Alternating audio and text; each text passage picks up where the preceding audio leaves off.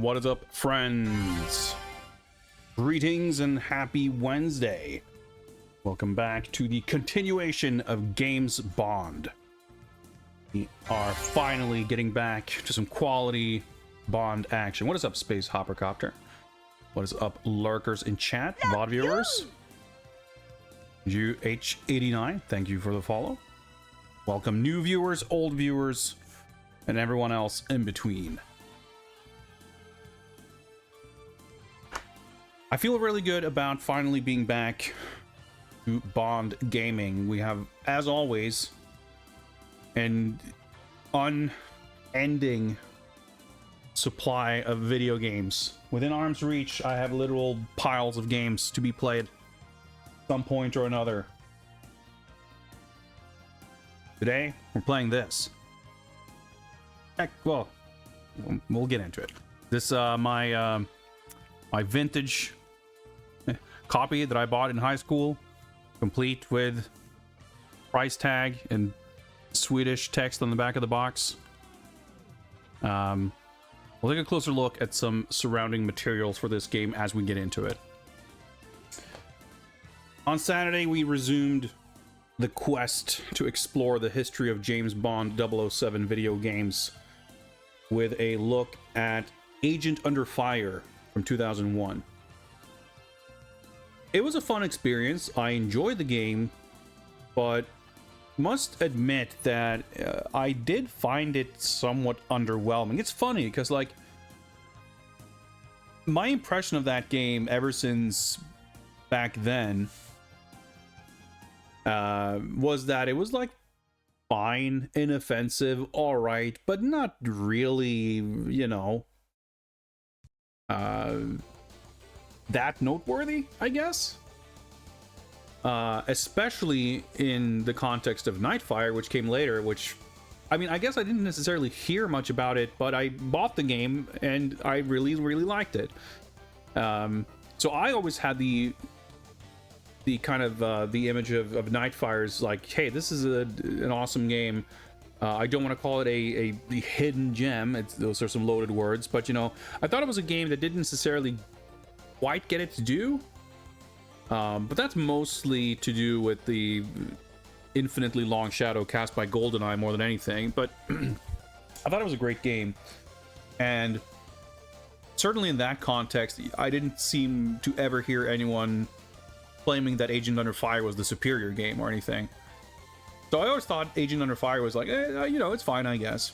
But as I was preparing James Bond, as I was doing a bit more research, as I was preparing materials, getting the games ready and everything,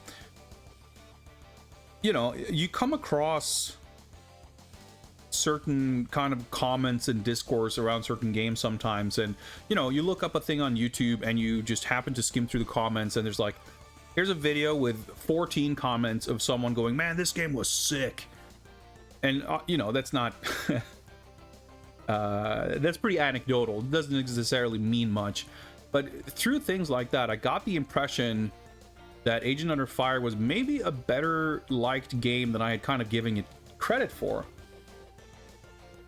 And then as we played it, it was like, you know, it's okay. It kind of circled back around. It was fine. It had some cool shit in it for sure, but so many aspects of it just feel very undercooked. And you know, the much touted original storyline and narrative and whatever is like, there's not much to it. There's hardly any cutscenes. Most characters, like the story characters, show up in like a combined 6 to 8 seconds of cutscene, have maybe 2 lines of dialogue, and then that's kind of it. The gunplay, mostly, it was just like not very good. You have these weird slow-mo sponges that you fire instead of bullets, and it was just kind of weird. All right, but certainly not amazing. And I am really, really intrigued to see how Nightfire lives up to my memories of it. What is up, Franken Ingvars, my general soldier? Still can't believe the Xbox is retro and vintage. Well, I will certainly not get into the what's the word?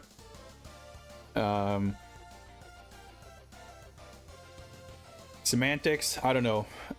Like the discussion about what counts as retro or whatever is like the most tiresome shit I can think of. Alleged discourse, yeah, that's a good way of phrasing it. What's up, Lamasar? Yeah, alleged discourse surrounding the definitions of certain terms I find extremely tiresome, but it is an undeniable fact that the video game that we are going to be playing tonight is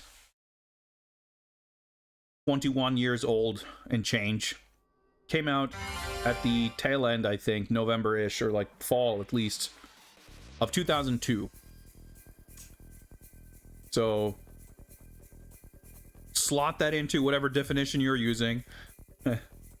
But to me, it has a special meaning. Not in like, I don't mean that it has like particular, extremely strong sentimental value, but there is a distinction for me to be made between games that I bought when they were current and I still have in my collection and I still care about, versus shit I bought in the last, well, 18 years, I guess, that I've been like collecting.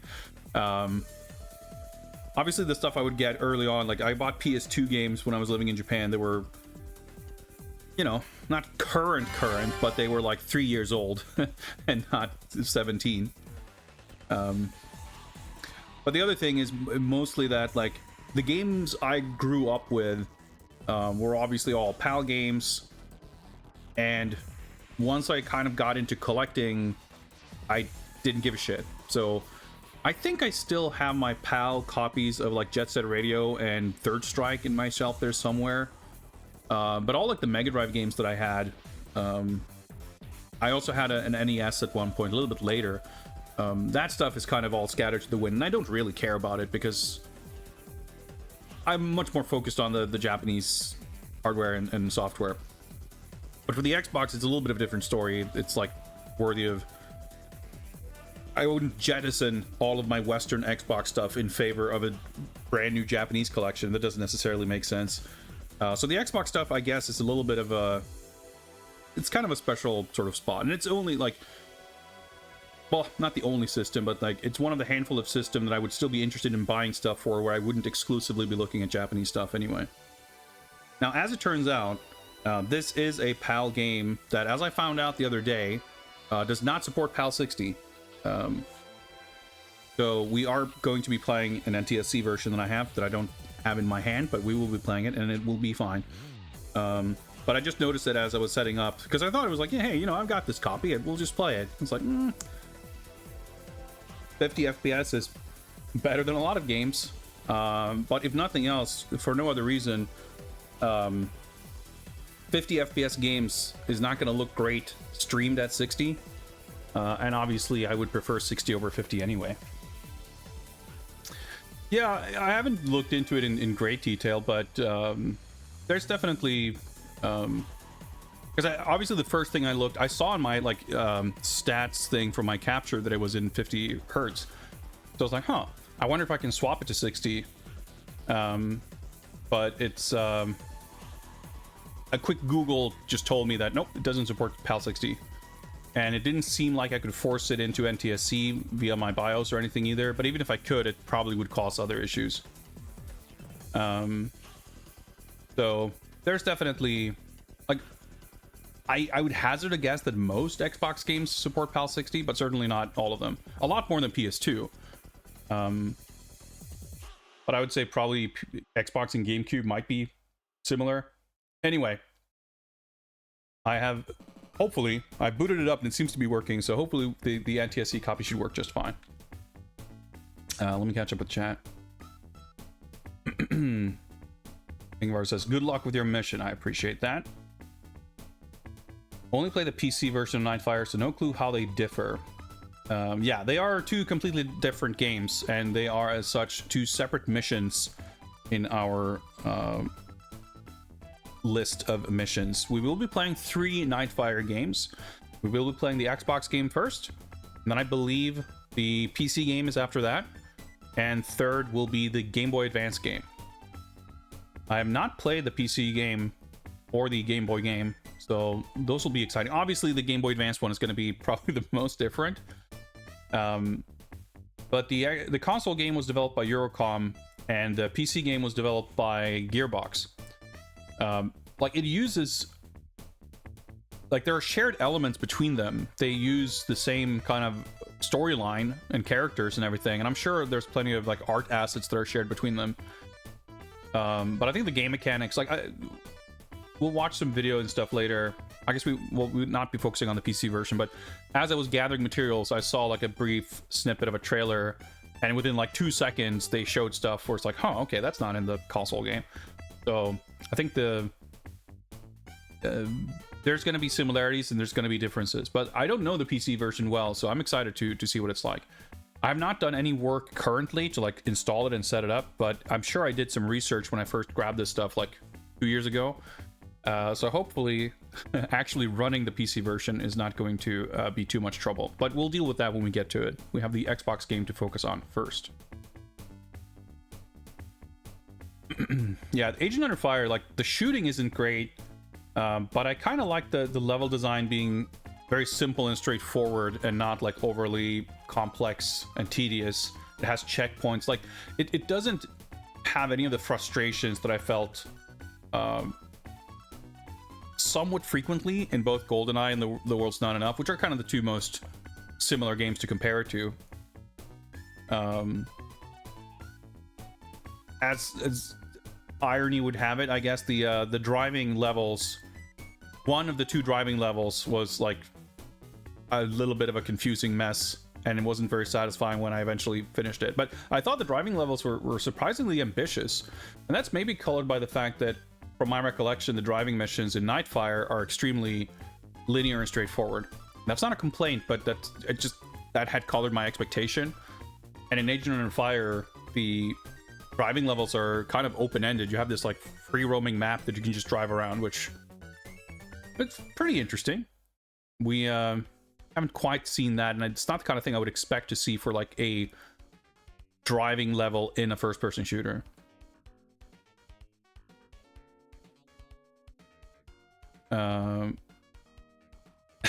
Frank says, I did not know that what is retro is a controversial thing. Sorry. No need to apologize. It's just I can't help but laugh at it because some people are just so very strongly opinionated, and it's just, you know,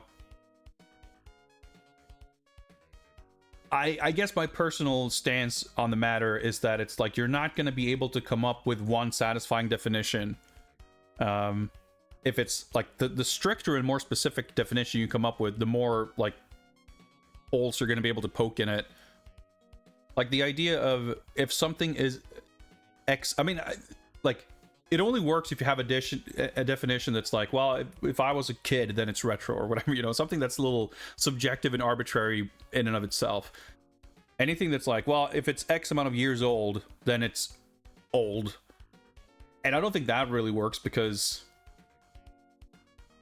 something that was 10 years old 20 years ago was very different from something that's 10 years old today. So that kind of definition like needs to be updated. And anyway, I guess I shouldn't we shouldn't get into it. I mean, Ingvars brings up the another thing I loathe, which is the concept of referring to console generations by number. I think that's stupid as shit. It's not a reflection on you, Ingvars. You're not alone. A lot of people do it. I think it's stupid, but because I think it's like, not only are we currently at a point where such a concept is about to cease to have any kind of meaning, I just think it's like it tells you nothing. Yeah, like the problem I have with it is that talking about generations of console makes perfect sense when you're talking about two specific consoles and how they relate to one another. You know, the Super Famicom was a generational leap. It was the next generation of Nintendo hardware, and that makes perfect sense. But sorting into these like slots and thinking that every console platform neatly fits into one of these pigeonholes, I think is so naive and like reductive. And the fact of the matter is, in my opinion, that of every piece of video game hardware that's out there, only a minority of them could be like, it's all built around a very small minority of console. It's like basically Nintendo and PlayStation, I guess, sort of, but even then it doesn't really align except for a couple of them in the middle there somewhere. Because video game consoles weren't released, you know, we happen to have the Xbox, PS2, and GameCube being roughly equal at roughly the same time. But then immediately after that, I mean, fuck, even the PS1 and N64, like the N64 competed with the PS1 and the PS2. The Dreamcast competed with the PS1 and the PS2. You know, what generation is the Bandai Pippin? What generation is this 3DO? Like, it's, you can't go by year. That doesn't make any sense. Like, it's, I don't know. What generation is the Zeebo? Is the Zeebo like the same generation as the PS3, or the same generation as the Jaguar? I don't know. Yeah, Ouya. And yeah, like, and then, like I said, for a very brief moment in time, things were kind of aligned. And then Nintendo releases the Wii, and it's like, well, no, it's not the same generation as the 360 and PS3. And it's like the Switch, like, has a life cycle that is straddling the PS4 and PS5, but some would argue that it's not the same generation as either of them. It's fucking stupid. Yeah, I mean, the portable stuff that's exactly is the Game Boy and Game Gear, and it's stupid. It's stupid.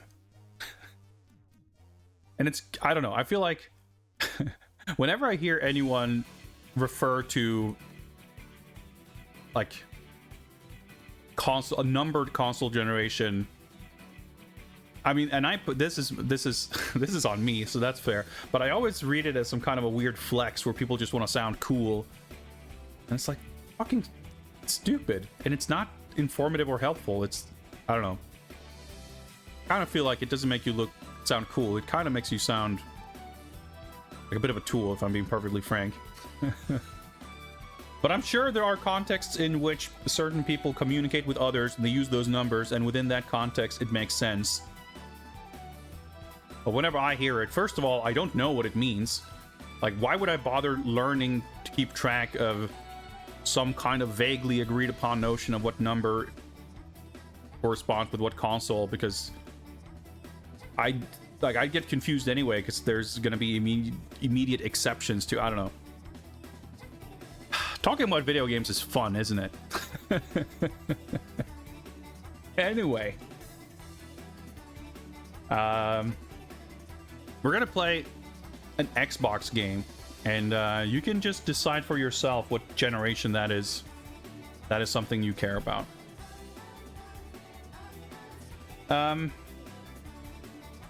Let us take a look at some information about the game. Let's do some preparation, build some excitement, get ready for Bond.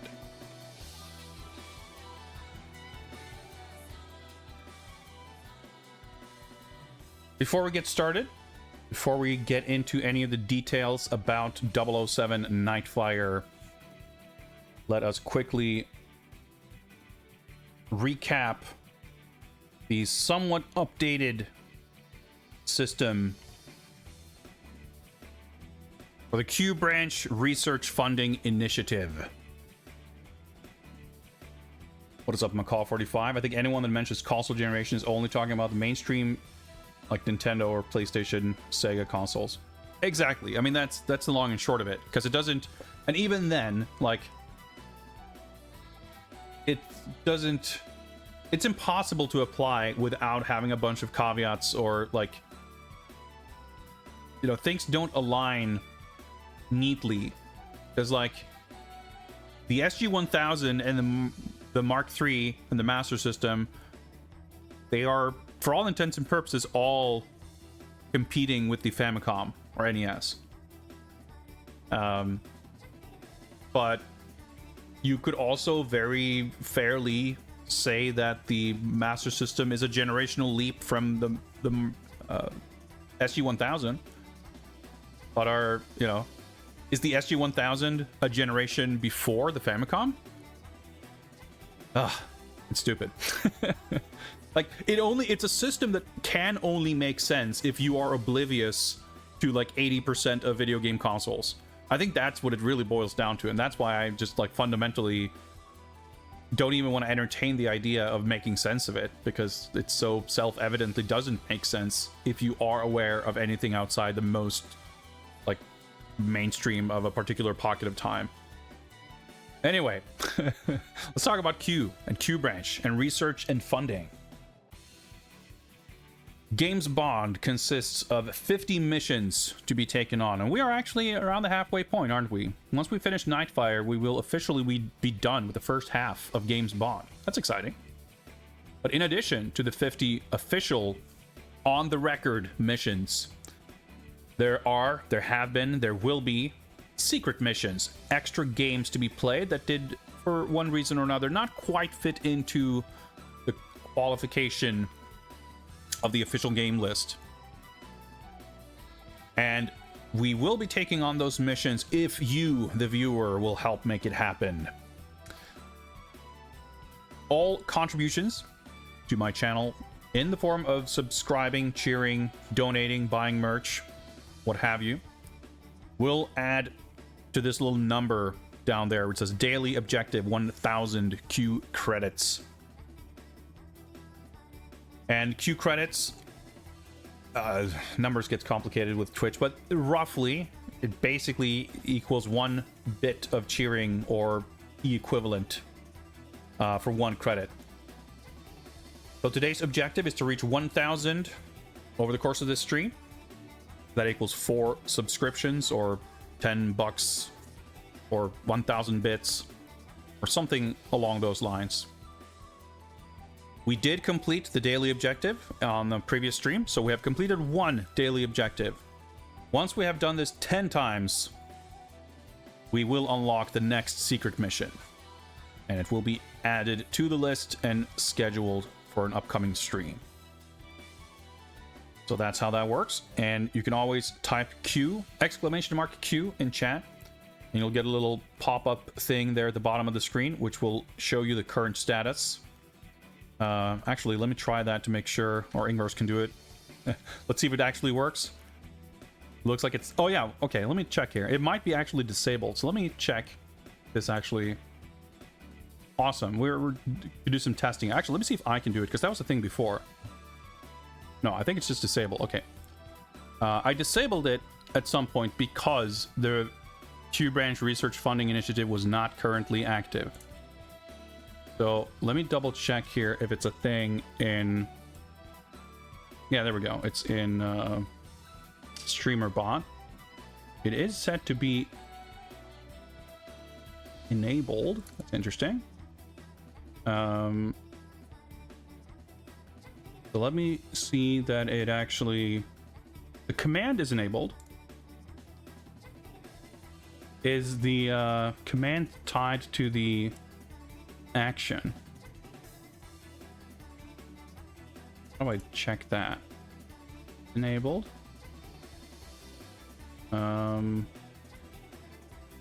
Interesting. Oh, wait, how do I tie a command to an action? And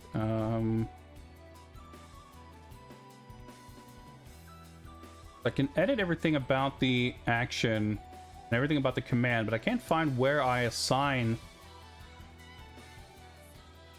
the action to the command.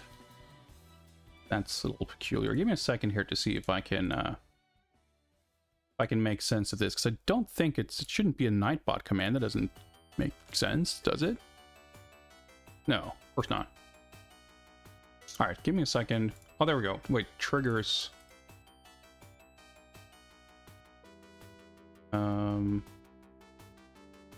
Custom. No. Or commands. Command triggered. Q. There we go. Okay, I guess I would have removed that too. Okay, let's try that again. Actually, can someone in chat try it to make sure it's not a weird mod only thing? Try typing exclamation mark Q in chat and let's see if it works. There we go. All right, so let's hope it doesn't break when multiple people type it. That can potentially happen, but it should be fine. All right, there you go. So that's gonna pop up anytime there's a contribution that adds to the number, that'll pop up automatically. But anyone can also do that at will to check. I wanted to incorporate a thing that'll pop a chat message as well, but that's a little more advanced, and I'm terrible at anything to do with scripting and programming, so we haven't gotten that far. But everything should be working at least. Thank you for bearing with me and a little bit of tech issue troubleshooting there. We figured it out. Excellent. All right, with that out of the way, talk a little bit about Nightfire. Released for the Xbox, PlayStation 2, and GameCube in 2002, developed by Eurocom, published by Electronic Arts. Explore new heights and depths like never before.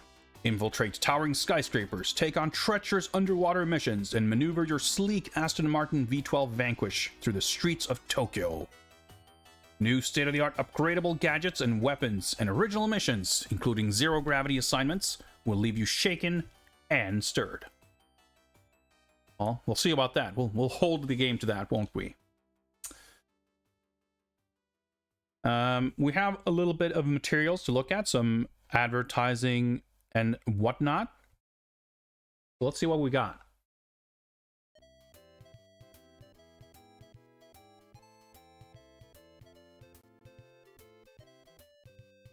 We have some official wallpapers. So noteworthy, of course, is the presence of Pierce Brosnan's face, but not voice, as we'll notice very quickly when we play the game, I'm sure.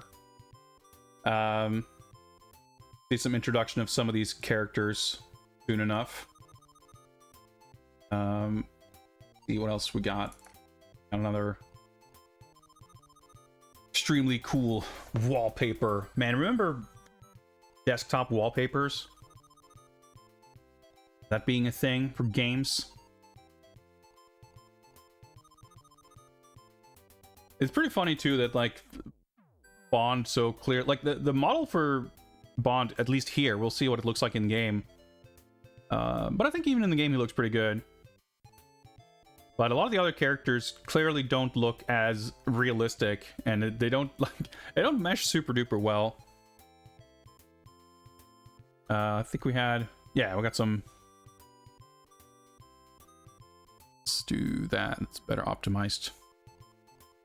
Advertising. Yeah, I mean, we see a screenshot right here. It looks pretty good.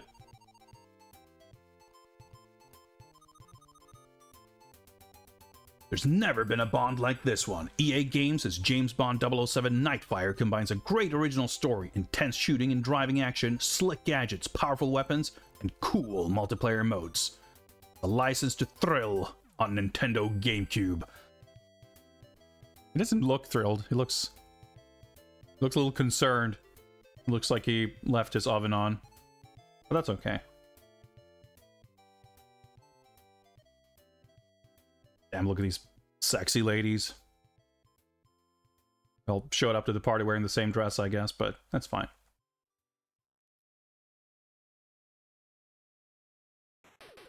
Speaking of course, I think we even, of course, get like individual sexy babe wallpapers. I'm curious if any of these will get more screen time than all characters in the previous game combined. Whoa, what's... Ah, okay. Help. Yeah, that's better. Bond, Allura, Kiko, and Rook.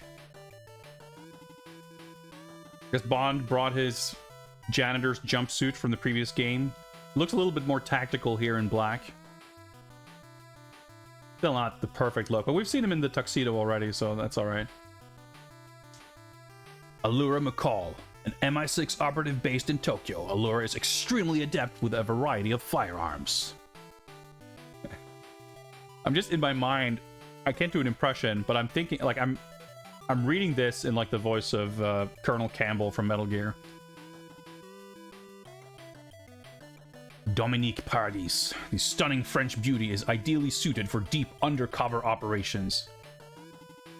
Don't know what that means exactly, but I'll take whoever's word on this. Is this M's voiceover? I don't know. Makiko Hayashi. Her diminutive appearance belies a body lethally honed in the martial arts. Even the use of the martial arts just seems slightly inappropriate. But 2002 video games, I guess. I mean, it's not like this kind of character or depiction thereof would have been out of place in a James Bond film. But it's just like, it's not even that I'm like upset at racial stereotypes. It's more like the complete lack of imagination or subtlety to like the archetypes and like the fucking like gigantic brush they're painting with here. It's, I don't know, it's hard to not chuckle at it a little bit. And hey, wouldn't you know, it's Zoe Nightshade, returning from Agent Under Fire. Zoe is skilled in a variety of firearms and is a world-class driver. So that's actually pretty cool. I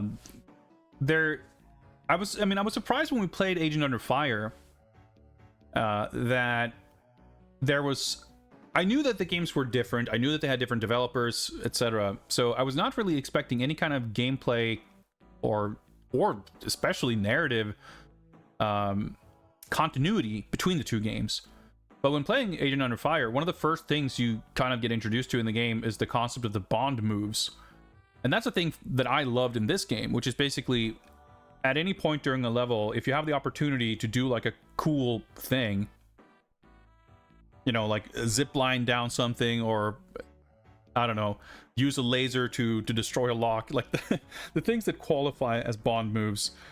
I mean, there's the part in Agent Under Fire where you walk in on a lady getting changed, and that's a Bond move. So it's not always... I mean, that's one thing. Another Bond move is knocking a female assassin into some kind of machinery that grinds her into dust. So, you know, it's a bit of a variety. But I think it's an excellent idea for a mechanic that suits the source material really, really well. And I was very happy to see that that was in Agent Under Fire too, because I just remember liking it so much in this game. And as it turns out, there is at least one character that was invented for that game that is present in this game. So now, having just played Agent Under Fire, I'm excited to see if there's anything else that kind of stands out as deliberate attempts at creating some kind of continuity, whether it's a narrative or mechanic continuity.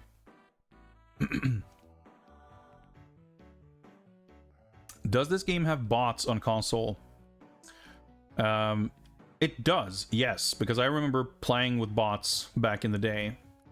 Agent Under Fire does too, and because I was contemplating, or at least the manual goes into detail about it. We didn't technically confirm that it actually shipped with the feature, but I assume it does.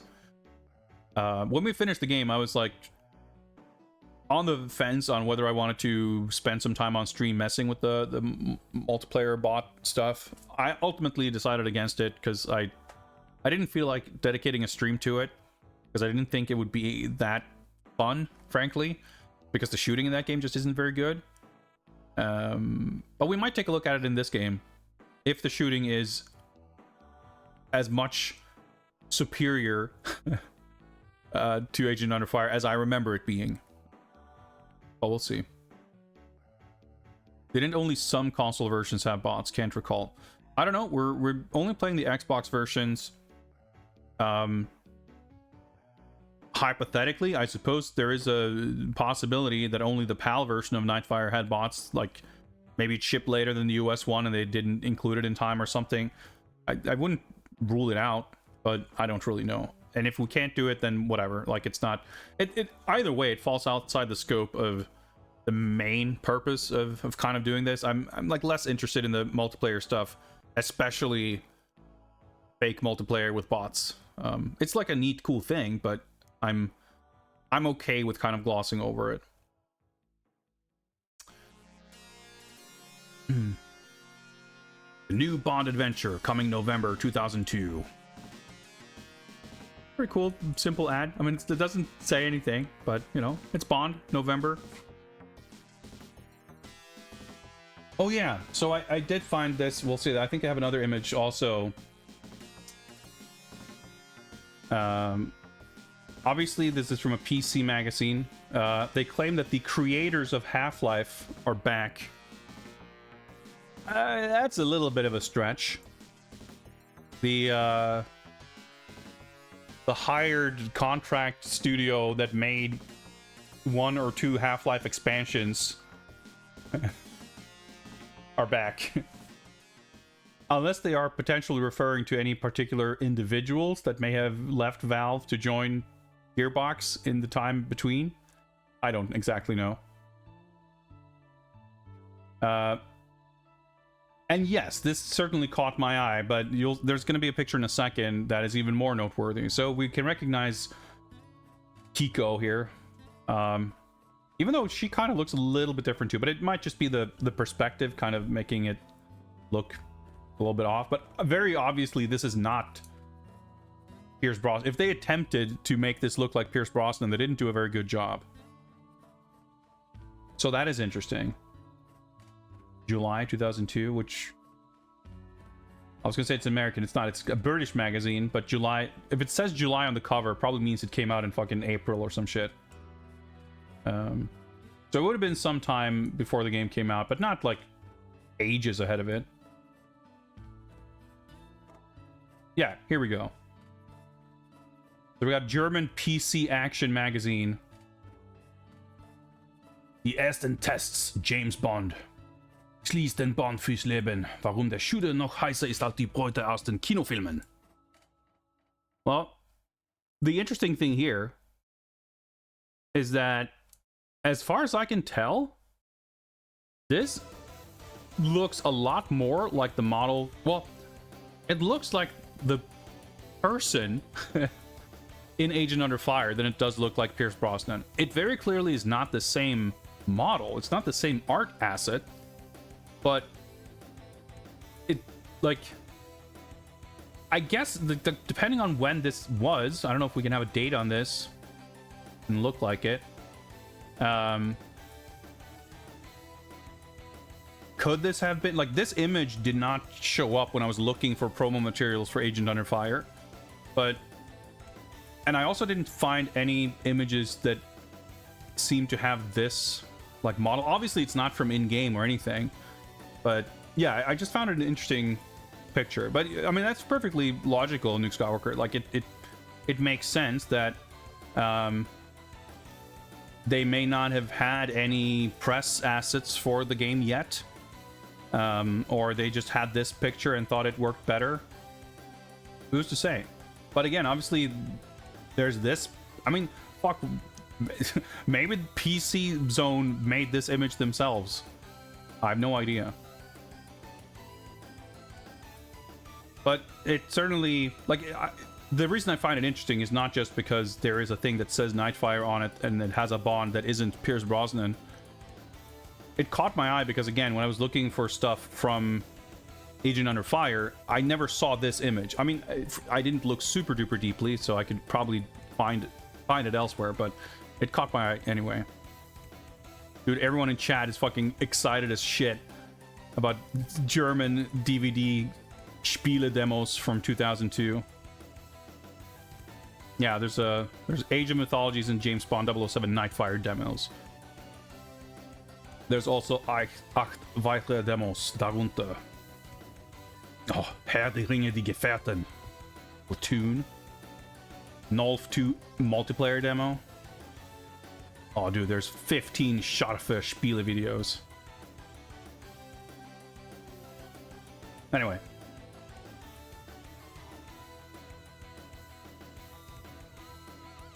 Official Xbox magazine features another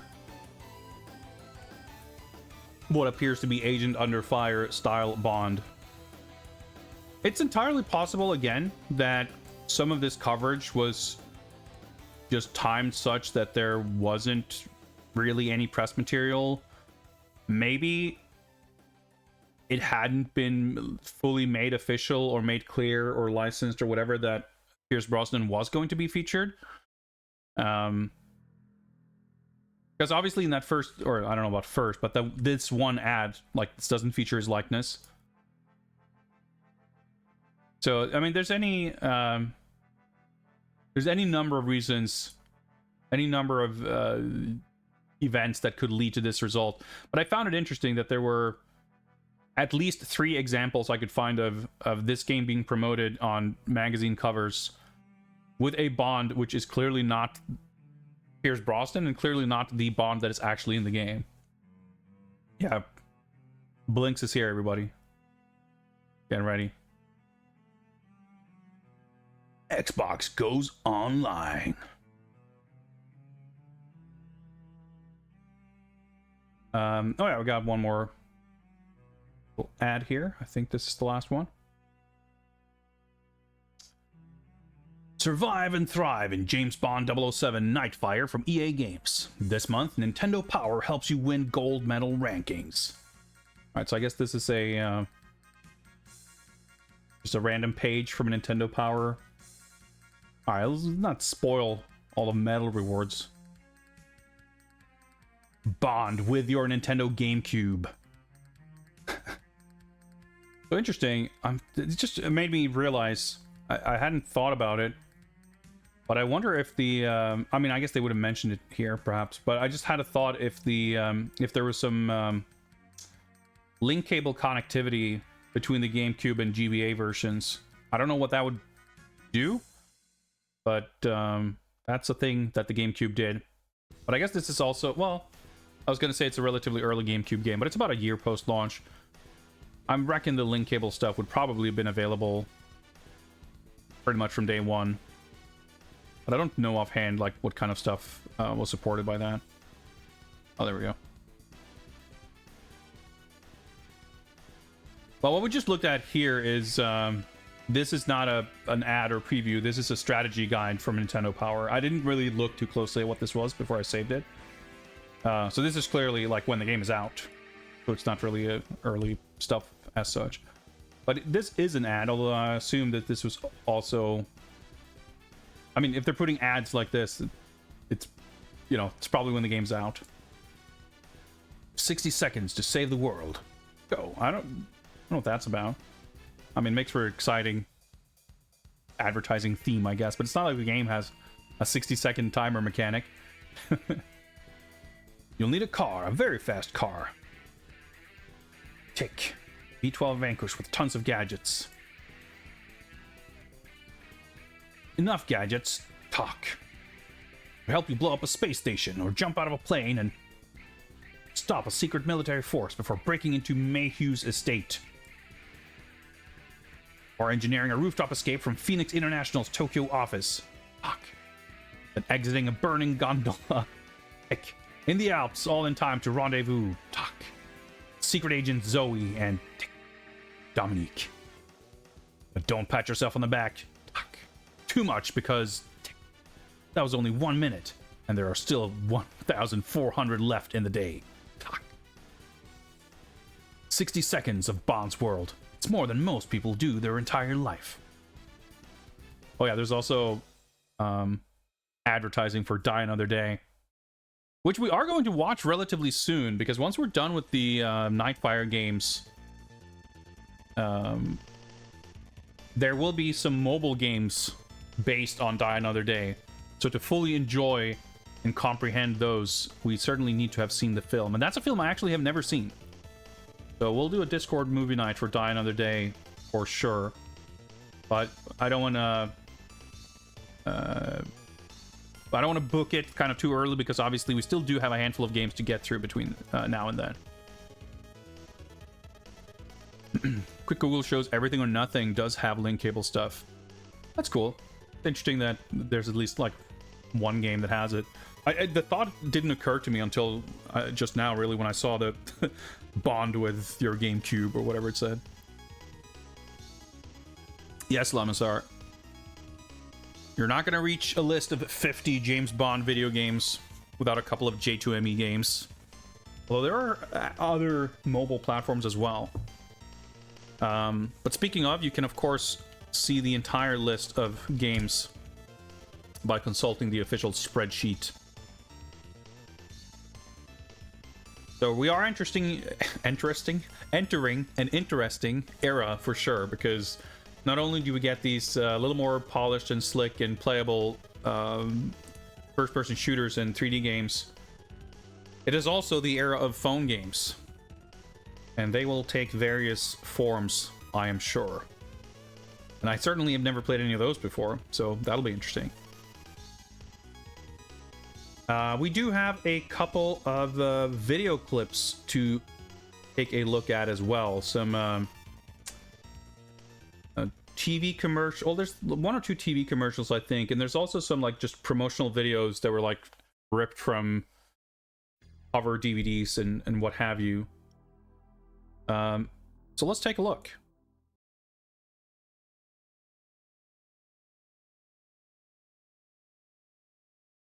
Start with this one. The name's Bond. James Bond.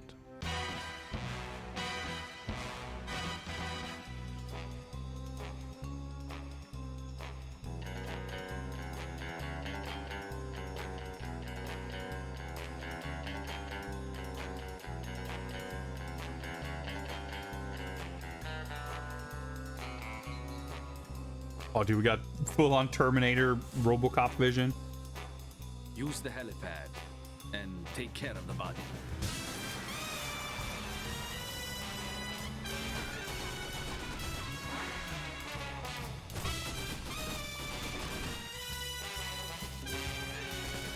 So much shit happening here that I have like no memory of. But I've realized that like I remember the first stage, and I remember there being driving, and I pretty much don't remember anything else about this game.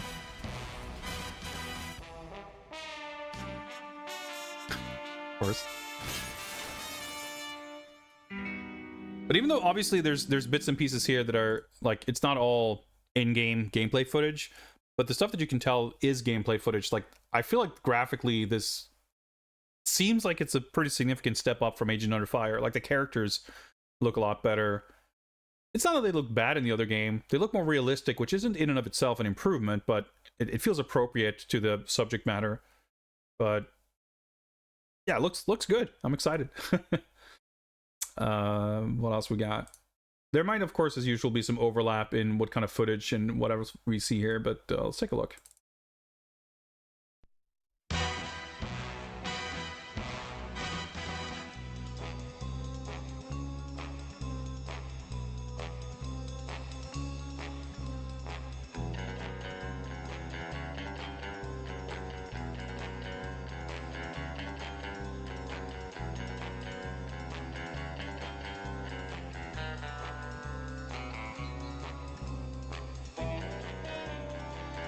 I guess that's Pierce Brosnan? I don't know.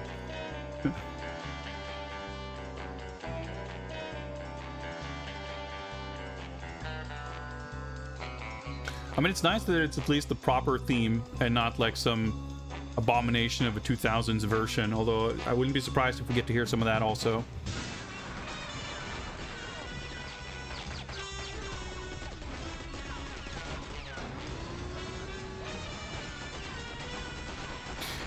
I was a little bit confused seeing first-person like cockpit view driving in these videos, because I didn't remember that being in the game. But yeah, you see it here, like the chase cam. I'm guessing it's probably just an option, but I just would never have played that way. Lord Sharpie rating with 69 viewers. Nice, welcome everybody. We're watching some promotional materials for 007 Nightfire in anticipation of playing the game, which we are just about to start doing. Welcome, everyone. We are in the midst of my little project that I like to call James Bond. We are making our way through the history of James Bond video games, and we have made it to game number 25 in chronological order, which is the console version of Nightfire. We will eventually make it to the PC version, which is a different game. And we will then play the Game Boy Advance version, which is, of course, also a different game. Well, let's not get too ahead of ourselves. But this is a project that I have been doing off and on since October 2022, the 60th anniversary of Dr. No. And we are, as you can see here, perhaps, at game number 25 out of 50. So we are just about reaching the halfway point. It's been very fun so far, and I reckon it will only get funner. So yeah, welcome everybody if you're new here. We will very shortly get into actually playing some video games. Game Boy version is bad. Well, I'll be the judge of that. We'll see soon enough. What's up, Smuggy Bear? Welcome. You were having fun tonight, Sharpie. I saw you were playing some Game Gear stuff, some high quality Game Gear fighting games. There's some of those, believe it or not. All right, so there's a few more clips here. Let's take a look.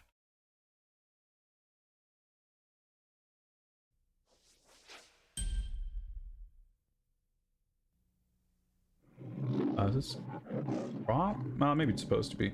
I don't know. Maybe cropped for YouTube, who knows? Or maybe it's just pillar boxed. The name's Bond. James Bond. I think this was from like PS2 cover disc. Yeah, it looks to be a slightly different trailer at least. Oh, is that Q?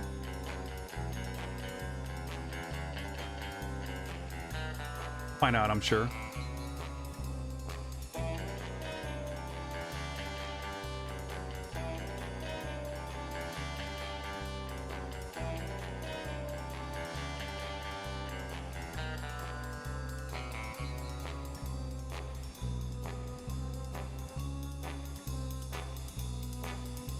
Ninjas and shit. It's so funny that I don't remember this whole Japan thing at all. And screaming.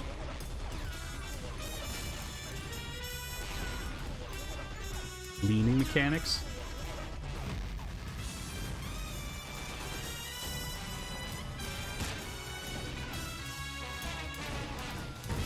I like that the game offers like multiple methods of blinding yourself with heat vision and X-ray views or whatever.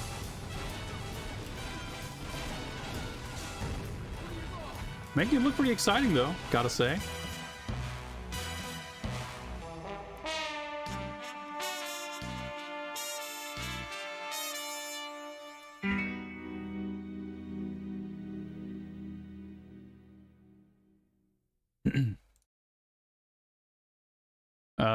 You do know that the PS2, Xbox, and GameCube version is the same? Yes, that's why we're playing one of them and not all three.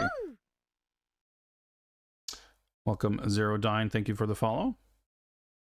Yeah, so I saw you check the Q command there. So quick recap on that. Thank you for the reminder. The Q command is to check the status of the ongoing Q branch research funding initiative, in which any contributions to the channel will contribute to the daily objective. And if we reach 1,000 Q credits, which equals or is the equivalent of 1,000 bits raised, we will complete the daily objective. And if we complete 10 daily objectives, we will unlock the next secret mission. We've done, I think, 3 or 4 secret missions previously, and those are unlicensed games or Bond things that aren't necessarily games exactly. We did some unlicensed text adventure games. Although, Shaken But Not Stirred, I keep calling it a text adventure. It isn't exactly. It starts as a text adventure, but then it has kind of, There's a 3D maze part and everything. It's a pretty sick game. Most recently, we played the Tiger Electronics handheld game of GoldenEye. That was pretty sweet too. So if you want to see some extra additional secret Bond gaming, do your part and help fund the necessary research. But of course, nothing is mandatory. Let's see.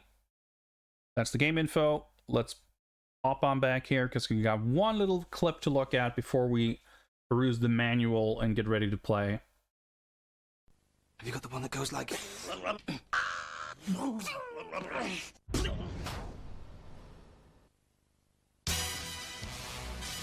Bond. James Bond.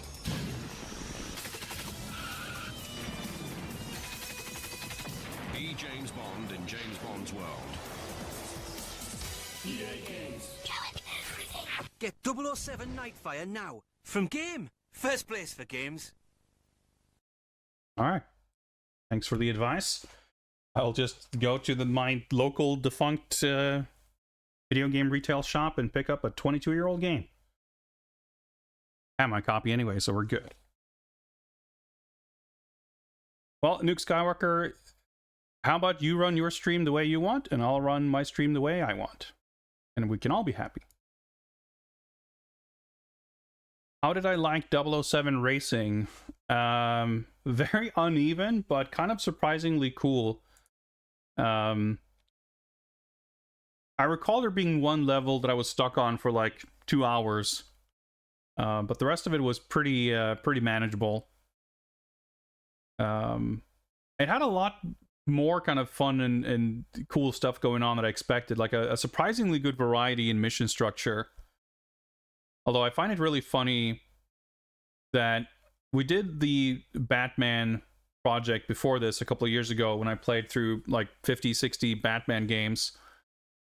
And now we're doing Bond. And there's a Batman game called Gotham City Racer. And there was a Bond game called 007 Racing. Neither of which are racing games. I found that quite amusing. They are vehicular or mission-based action games. You drive in them. They're driving games, but they are not racing games. And I feel like there is a distinction to be made. But yeah, it was funny because I feel like 007 Racing, before we got to it, I feel like 50 people were like, oh, you're gonna hate this one. Oh, this is a real piece of shit. Can't wait to see you get destroyed by this game. And it's like, you know, it sure had some nonsense. But it was a pretty cool game. I quite enjoyed it, to be honest.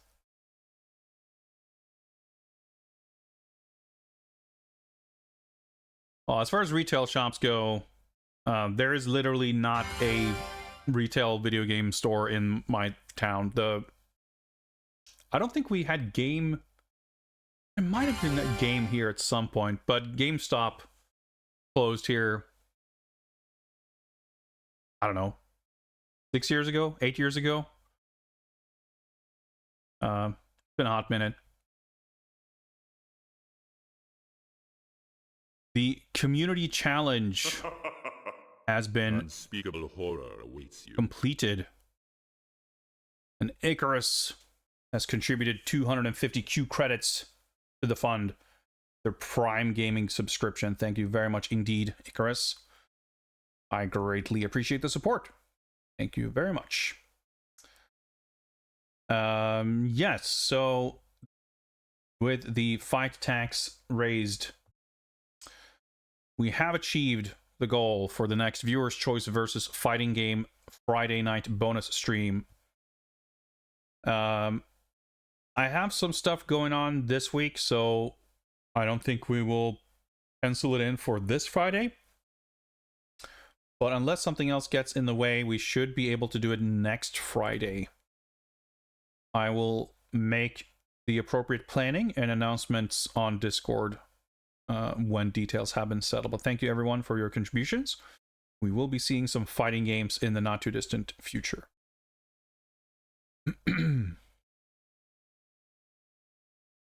Let me bring up some light background jams. Keep us company. As we take a look. Manual. Experience James Bond on special edition DVD. It's a cool, very cool, according to Entertainment Weekly.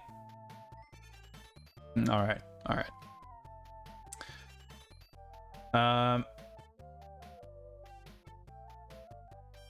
Let's see what we can learn about the game from the manual. Using the Xbox video game system, using the Xbox controller. I find it somewhat surprising that even about a year after launch, they were already using the S controller as like the default, which is interesting. In my mind, because I got my Xbox, I think, in the summer of 2003, and I have the S controllers. In my mind, I feel like it took longer for them to like introduce it or to like make it standard, but it might have. I mean, it must have been pretty quickly, I suppose. Oh, there's some game tips at the bottom of the page. It's pretty funny. You've got like load screen tutorial messages at the bottom of the pages of the manual. Use the scope on the sniper rifle to survey unfamiliar environments. Game tip. Use your environment to your advantage. For instance, a group of soldiers near a gas drum can be eliminated with one well-placed shot. Well, that is certainly some gameplay continuity from Agent Under Fire, because there's fucking explosive barrels everywhere in that game. It's not a bad thing. Introduction. Incoming transmission from M. The world is once again in need of your talents, 007. As you know, Phoenix International Corporation, run by the international green industrialist Raphael Drake, has been entrusted with dismantling warheads throughout the world. These efforts have been billed as being philanthropic in nature, but we realize he has more sinister motives. Intelligence implicates Drake in organizing the theft of a secret component of the missile guidance hardware intended for the US space weapons platform. Unfortunately, Drake has been very careful to keep his plans well hidden. This is where you come in, 007. With some help from Q and a number of key agents in the field, you must stop Drake in his plans for total world domination. Alright. Seems clear-cut enough. Command reference. Get to know these controls intimately, 007. Well, I can barely read. But it'll be interesting to see. I mean, we can look at this in the game anyway. It'll make more sense. But I'm kind of curious if... because I can't make it out from here, but in Agent Under Fire, the default control still used walking and turning on the left stick and strafing and looking on the right stick. We're a year post Halo, so I wonder if we will have applied that by default. Game tip. Search all areas thoroughly for well-kept information and hidden supplies. Try activating anything that looks like a knob or switch or secret passageway. Anything that may be opened, turned on or off, destroyed, etc. Anything that looks like a secret passageway, huh? Is that Virgil? R.I.P.? No, I don't think so. Would have been interesting, wouldn't it?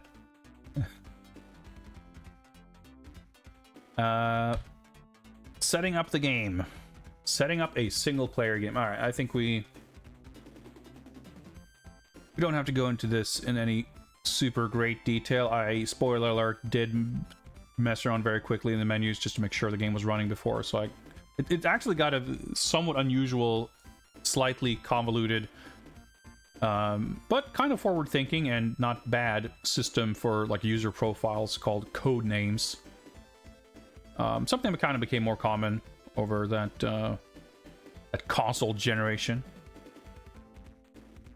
Game tip: don't forget to use your gadgets. They are vital to your success. I guess that has to be Q on the bottom right. I don't mind the way he looks. When you see an enemy in the distance, stay out of sight. Take your time and drop him with a clean shot. So Q was not featured in Agent Under Fire, but rather R was, which of course was John Cleese's character. But they didn't get John Cleese's voice, and they did not get his likeness. However, as we noticed watching pre-release gameplay footage, there were versions of Agent Under Fire that did feature John Cleese's voice and likeness. So there must have been some like license falling through or something. But the funny thing is, like, they kept him as the character R, even though, like, if you're not gonna... I feel like the only benefit to using the character of R over the character of Q is that you get John Cleese, which, you know, is a debatable value, but there's something there. But when you don't even have the license, it feels so strange to have R there and not Q. But that's how it worked out. But I'm sure that's because they were going to have John Cleese there. And it makes sense that you wouldn't necessarily want to replace him with a different character, even though, like, obviously they're interchangeable, but for the purposes of like other characters' dialogue, maybe referring to him as R already, etc. But surely that's not supposed to be, like, I can't imagine we would get a second different fake John Cleese, and already the manual was mentioning Q, so. And I can accept this guy. You know, we can't see him in detail exactly, but even from what little I can see here, I have an easier time accepting this guy as a fake Desmond Llewellyn than I could accept the guy in Agent Under Fire as a fake John Cleese. In Agent Under Fire, he is very much referred to as R.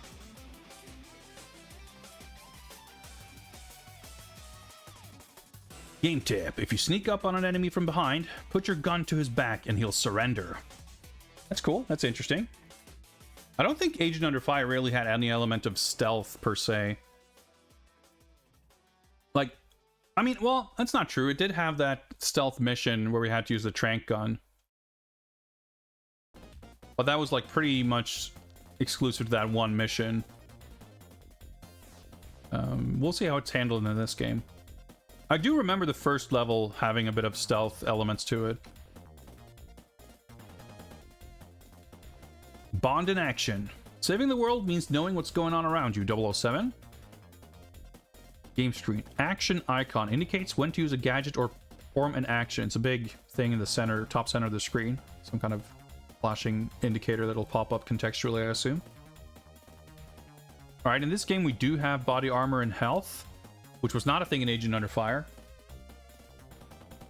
Current weapon or gadget. Whatever is in your hand, 007. Yeah, I think I could figure that out.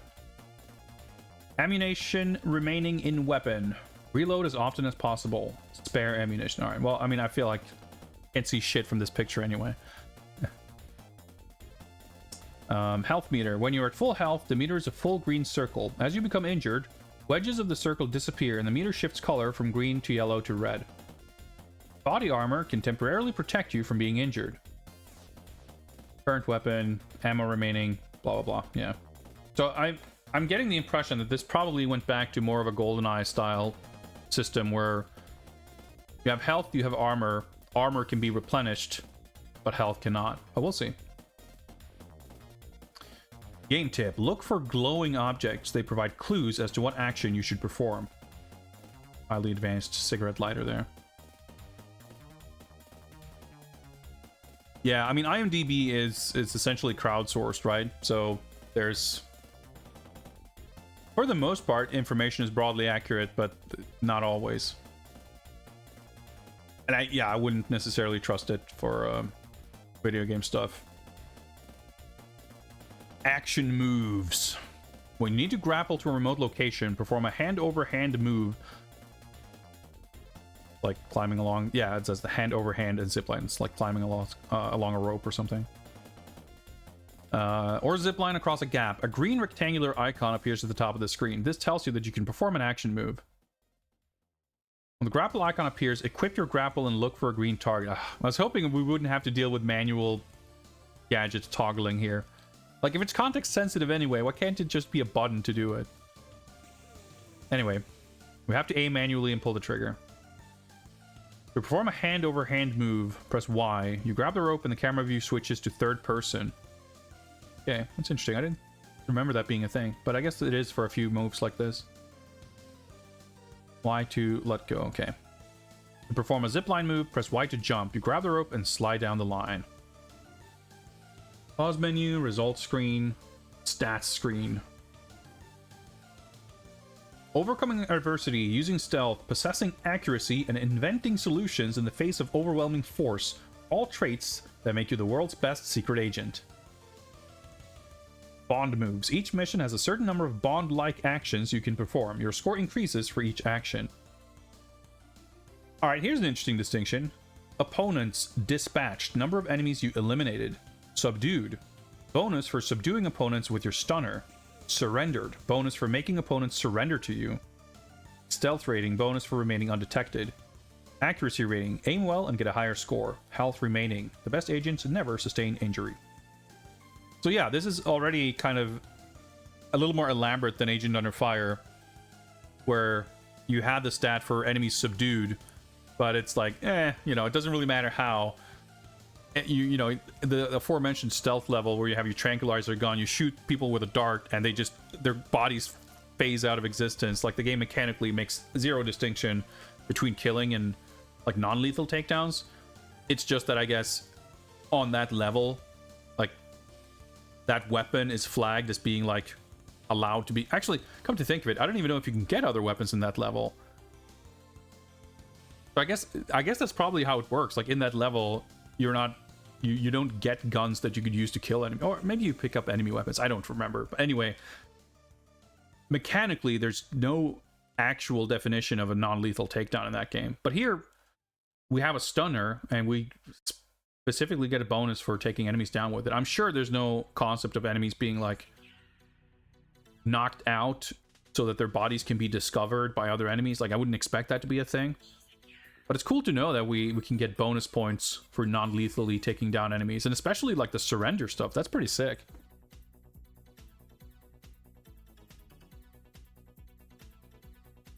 If you're a proficient marksman, you can conserve ammo, boost your point total, and avoid dangerous firefights. Don't try to barrel through groups of enemies. Take cover and pick them off one at a time. Alright, more stats. Time. A quick mission is the hallmark of a good spy. 007 bonus. Once you attain a gold medal for a mission, you can replay the mission in order to pick up 007 bonus tokens. If you pick up all of the tokens and your score is high enough, you may earn a platinum medal and a special reward. So this system of the bronze, silver, gold, in addition to the 007 tokens and the platinum medals, like, that's all exactly taken from Agent Under Fire. And that's like the scoring system. I remember being one of the things I really, really liked about this game. So I was surprised to see it like in that one. But I think it's, I don't know, I'm excited to see how I feel about the scoring in this game, because I kind of felt in Agent Under Fire that it was a little, the way certain things worked with the lives and how it counts taking damage. The fact, like, in that game you have two stats. You have accuracy, but also like ammo efficiency or weapon efficiency or something, which is like, it sounds like it would be the same thing as accuracy, like not missing bullets, but it's a totally different stat which you get points for, and it's kind of unclear. You do have enemy weapons in that state. Yeah, I couldn't remember exactly how it worked, but it probably basically is like you technically can kill enemies, but if you kill them with the tranquilizer gun, the game just allows it, basically. Listen to M's advice, she won't mislead you. If you kill civilians, your mission is over. Don't read the character section, it's just spoiling. I'm not terribly concerned. I have played the game in the past too, and in the manual, I figure it's fair game. I'm also curious to see, I feel like it's entirely possible that some of these characters are more fleshed out in this description that they will be in the entire game. Dominique Paradis, this stunning French beauty, is ideally suited for deep undercover operations. She's also a small arms and explosive expert. Enlisted to track down a missing nuclear warhead, Dominique has infiltrated Drake's organization. Make close contact with her, 007. You will need all of her considerable skills to gain access to Drake's plans.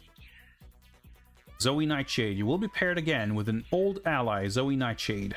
Agent Nightshade, as you know, is a rising CIA field agent. Her driving skills are world class. They're really laying it on thick that she's a returning character, but I do think it's cool. I wasn't expecting that.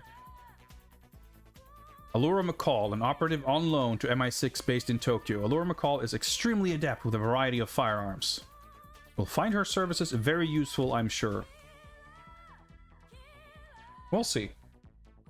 I have a sneaking suspicion that an ally who's going to help me shoot stuff, I'm sure she'll be useful from a narrative point of view, but in terms of like actually providing help in a mission, we'll see. Is it Zoe or is it her clone? Yeah, dude, like that whole thing was so weird in Agent Under Fire. Like I found it very difficult to, not difficult to accept, but like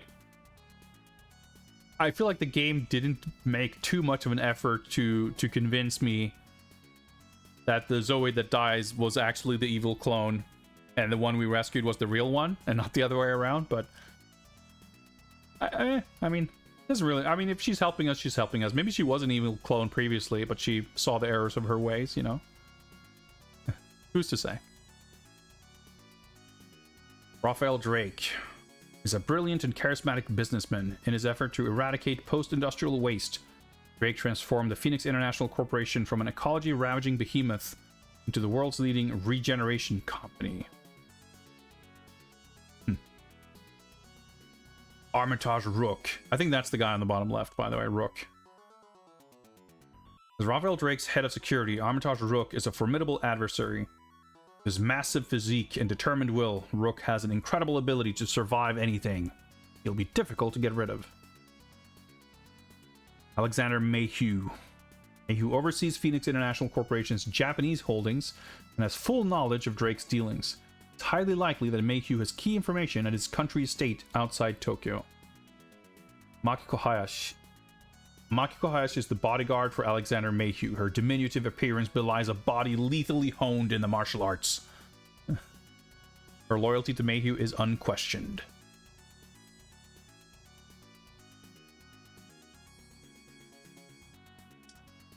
Missions. Oh, okay, so this I'm less interested in actually reading ahead of time because it will kind of detail things that are actual plot. Oh yeah, Paris Prelude walkthrough. So that's the like the introductory mission. Some PC game, like adventure game manual shit. Just getting like a walkthrough for the beginning of the game. I reckon we can figure it out.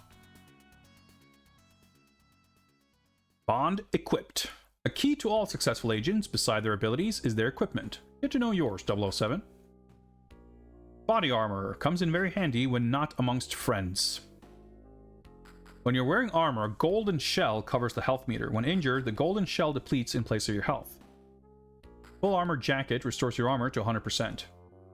Body armor cannot protect you from injury caused by falling from heights. This is the first Bond FPS with fall damage? I don't remember. Weapons. Wolfram PP7. This small semi-automatic handgun is supremely accurate and can be fitted with a silencer for the utmost stealth. Golden PP7. Yeah, that's right. So, just like in the previous game, we can unlock the golden gun. I think there's a similar thing here. Because I remember playing this back in the day.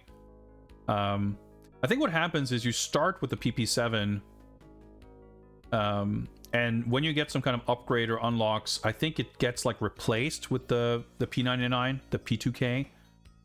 But eventually you get like the golden one, and I remember just like an Agent Under Fire, I hated the way it looks. It looks like a plastic toy, and it's all gold.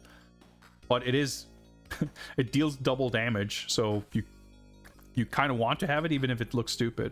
And in this one, I'm not even sure you can actually disable the rewards. Once you have it unlocked, I think you might just be kind of stuck with the ugly golden one. But we'll see. And, it, you know, we'll see, provided that unlocking this stuff is actually going to come into play over the course of a single playthrough.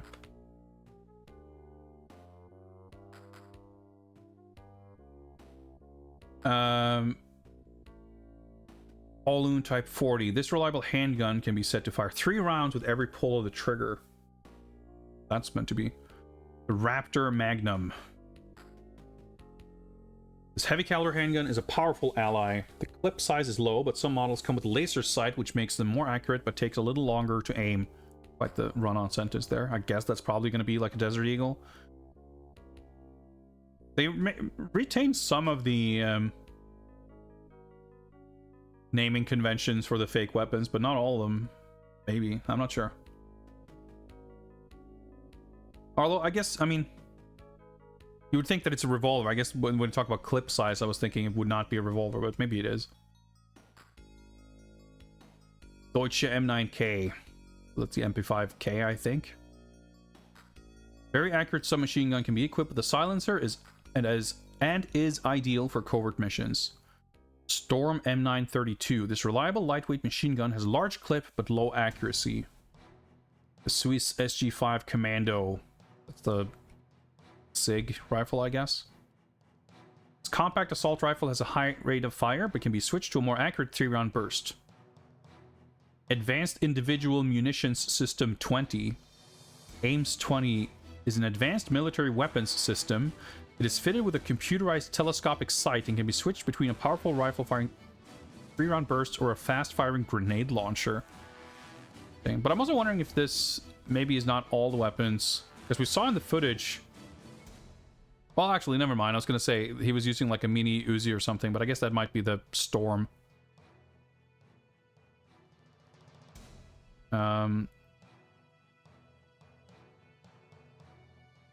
Other Korsakov K5 dart gun.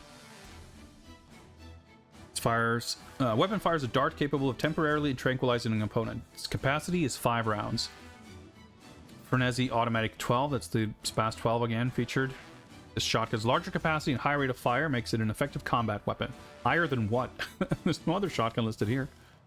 Winter Tactical Sniper Rifle. This extremely powerful but slow-firing weapon possesses a small clip and massive zoom with telescopic sight. Enter Covert Sniper. Standard bolt-action issue of the British Army is fitted with an integral silencer and comes equipped with a powerful telescopic sight. Militech Mark 6 Multi-Grenade Launcher. The semi-automatic grenade launcher fires explosive projectiles which can be set to explode on contact or after a time delay. AT-420 Sentinel. The warheads on this portable missile launcher can break tank armor. Can breach tank armor. Can be fired either camera guided or unguided. Fires all 4 tubes at once. Sounds pretty good. AT-400 Scorpion. This missile launcher can eject rapid-fire missiles without any guidance or fire single heat-seeking missiles which track their target automatically. Use these against large, slow-moving targets like vehicles. Delta Repeater Crossbow. A magazine-fed pump-action crossbow with a telescopic sight. The Delta Repeater Crossbow is totally silent and highly damaging, but takes some skill to use at range. Phoenix Samurai Laser Rifle. Each shot from this experimental weapon generates a great amount of heat and requires a cooling time. Alternate fire mode is a single shot which takes time to charge up and instantly overheats the weapon, but does massive damage. Okay, sounds kind of like a railgun. I'm excited. Like, this is a pretty sick list of weapons. Like, I'm surprised... We've had games previously that very situationally featured some kind of rocket launcher or stuff, but the list of kind of conventional firearms is fairly short, and then you have a bunch of these other things. Like fucking 8 types of explosives. Frag grenades, smoke grenades, flashbangs, satchel charge. This plastic explosive can be placed on an object and detonates on a timer. Remote mine. Sticks to any surface and can be detonated from a safe distance. Laser trip bomb. Well, that's kind of like Duke 3D, I guess. Gadgets. Q has fashioned some rather nice items for your mission, 007. Do try to return everything in one piece. Well, we'll see. Although I guess the game doesn't necessarily give us the facilities to smash everything up, but if we can, we will, I'm sure. Key fob stunner. Your car keys have been altered into an electric stunner. This device holds a small charge that can temporarily immobilize an enemy at close range. Use it wisely. It must recharge after each use. Wristwatch laser. Your watch has been fitted with a small focused laser. Not very effective against enemies, but it'll do the trick on locks and wires. Alright. Q grapple returns. Although, not every gadget has a little Q prefix this time. Q has converted your cell phone into a personal grappling hook. Aim it at a suitable surface and fire. It should carry you right to your target.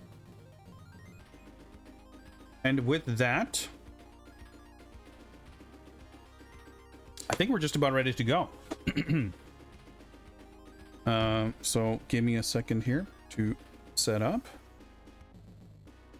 Hop on over here to direct view on my end so I can see what's going on. Moment here to set up.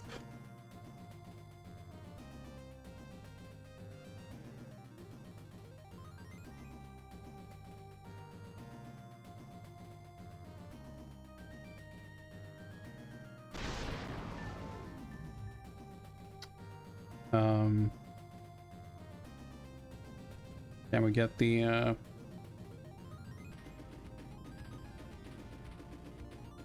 okay, why is this not working? There we go. A little glitchy there. All right.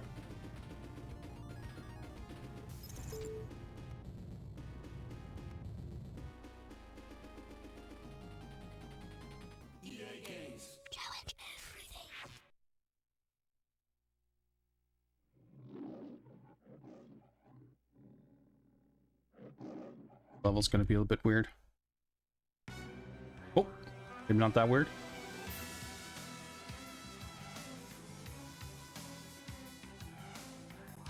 All right, we got here's Brosnan's likeness just immediately. I believe we do get a proper ass intro here when we press start. Let's enjoy.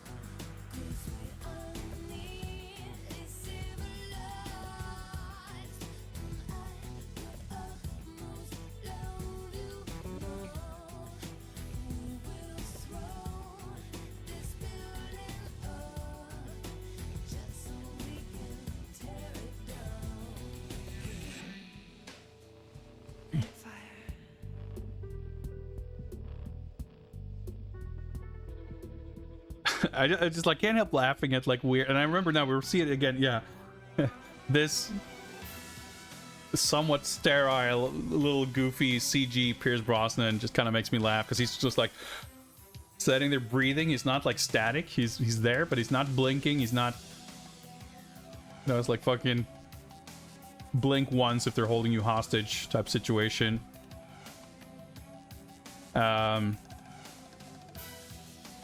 And it's also funny because you obviously they have like the live action footage of the women and everything, and that's awesome.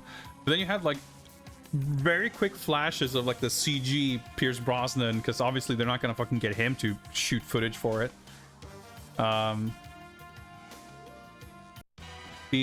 Okay, just a track mode. This is part of the video, like the stuff we saw in the commercials. Well, I might as well let this roll while I talk over it.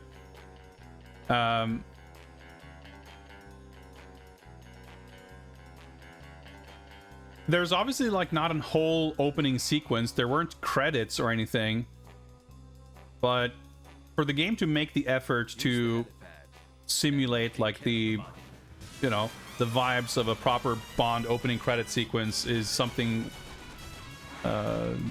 we have not really seen before. We've had some cinematic-esque intros. We've had, of course, Tomorrow Never Dies, which literally reused the sequence from the film. But an original game with an original theme song and an original opening sequence, that's pretty sick. That's like what I feel like we should expect from a Bond game with this level of like production value. Maya is in Everything or Nothing, I believe. And does the theme song. I don't think this game features... Well, in multiplayer, it wouldn't surprise me if we have some old movie characters, and they might have real likenesses. But in terms of the cast of this, like the main story, I don't think we get any other, like, we didn't see, well, I was gonna say we didn't see Judi Dench as M anywhere in the manual, but there weren't really any pictures of Pierce Brosnan either. So I see, we'll see if we get like a picture of her or if she shows up in the game, but I wouldn't expect it. But for some of the later games, they started having more like getting actors to play characters.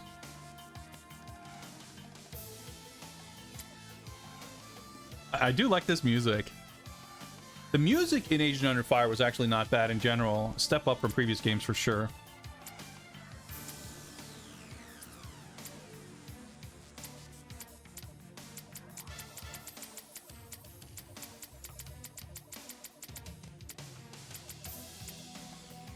Let's set up a new code name.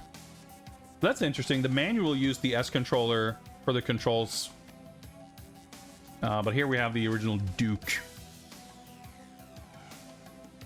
Updeck Atarsi. Missed your Agent Under Fire stream. How did I feel about it overall? Yeah, we played through the entirety of it on Saturday. I thought it was okay. It had aspects that I enjoyed. It never got too annoying or frustrating, which I think is a positive. But I thought the shooting was quite bad. And many elements felt just a bit undercooked. Like, we finished it in like 4 hours. All the levels are pretty short. Like the narrative and story elements and the characters and cutscenes, like all that stuff, I was expecting more. Because so many characters show up in like one shot in one cutscene and then you never see them again. And they're like, it kind of commits the same sin that we've seen in other games, where the fact that the game features mission briefings from M gives the game license to like not bother showing any of the plot. So you finish a mission and there's like a 5-second cutscene of Bond escaping or whatever, and then you go back to the menu and then you go to the next mission and it just adds a page of text, or in that game not even text, just voiceover, and M is like, well, okay, so here's what happened since your previous mission, and you just, someone reads to you what happened in the story, and then it's like, all right, and let's do this mission now, and then you do a mission, there's no real story. Like, the way the narrative and story is delivered is so dry and boring, and it's like the epitome of tell don't show. And I think that's a bit of a problem in like something like Bond, because you would expect, obviously exciting shit happens during the missions, or at least ideally, but you want some character moments and interactions and like plot revelations to happen in a way where you, like, if Bond learns shocking information, you would perhaps like to see him learn the information and not just like read text about it, stuff like that.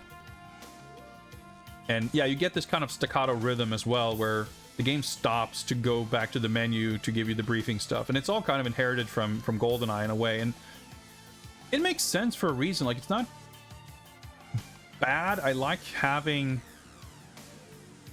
discrete levels, like from a gameplay perspective and from like the flow of playing missions, especially if you expect to replay them. Like, it's cool if you think of it from the perspective of picking a level and getting like into the groove of playing that level. And just remember, we should have some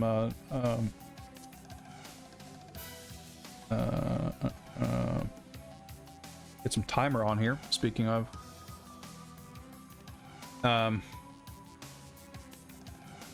Like, that's a cool way to frame the like start of a level and everything, but if you want like a flow that in any way resembles watching a film, the kind of pacing of intensity and tension and action gets kind of weird when you, like, in the middle of what should be an exciting sequence, you have to get brought back to the menu and read a bunch of text.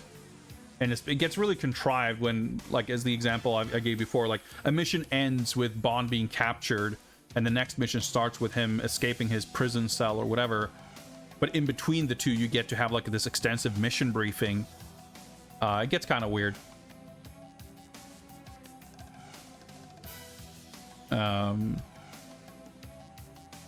So, like, there are aspects to it that I think make sense. I don't think it's, like, a bad setup per se, but it is certainly hindered by the fact that, like, they in Agent Under Fire specifically, although not exclusively, they lean a little too heavily, like they rely on the mission briefing to do too much heavy lifting.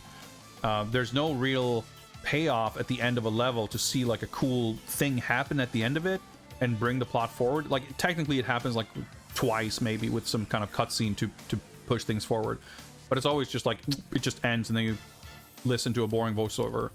Having the voiceover and mission briefing like is cool, but I think it's a mistake to basically put all of the narrative in those sections as opposed to having it play out on screen.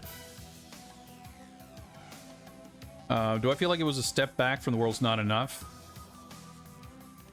I enjoyed both of the World's Not Enough games on console. The Game Boy Color game is... I did not enjoy it.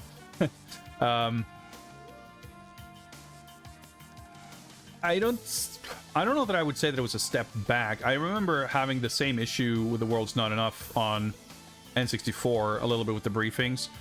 The PS1 game shockingly uses like a lot of FMV. Like there's a ton of the movie in the game to really help string the levels along, and that goes a long way to like eliminating that problem.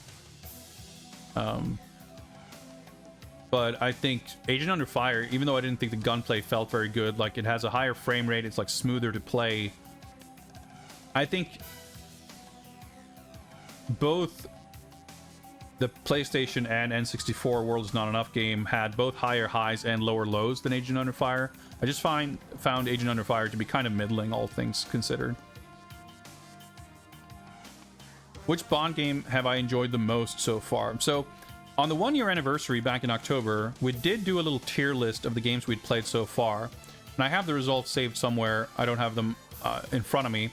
But as I recall, I think we put the Game Boy game and the Master System version of the Duel in like the S tier. And there was like a handful of games in the A tier. But those two definitely stand out. But there's been a lot of cool games. It's just that many of them have come with quite a few caveats of like some part of them that were intensely annoying or problematic. It sure as shit wasn't GoldenEye, I'll tell you that much. It's an innovative, interesting game that does certain things extremely well, but GoldenEye is like incredibly confusing and frustrating to play. Like it has so many parts of it that are extremely annoying and weird. So it's cool, but I didn't find it super enjoyable. Anyway. Oh yeah, so the default controls here indeed do have move turn on this left stick and look strafe on the right stick. That's fucked up. So Nightfire fixes that, but also moves some things around. So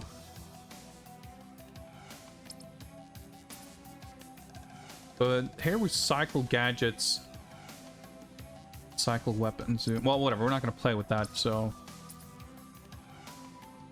Jump on Y, next weapon on B, crouch, reload on X, alt fire. So I think the alt fire, for most part, is a toggle, like in Agent Under Fire, which is thankful. Black for next gadget. Or we can cycle gadget with... I guess we can press up or down to go back and forth with gadgets, left and right to go back and forth with weapon. But we can also press B or black to just cycle without being able to go backwards, I guess, for weapons and gadgets. I feel like I would expect jump to be on A, but if there's a crouch button, I guess having jump on A and crouch on Y would be really weird. So I think this is going to be fine.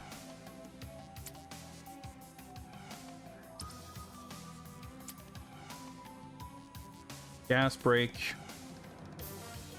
D-pad to swap weapons. B to handbrake, A for weapon, X for gadget. Sounds good. Changed advanced settings for hardcore players. Alright, we can toggle the crouch. I appreciate that.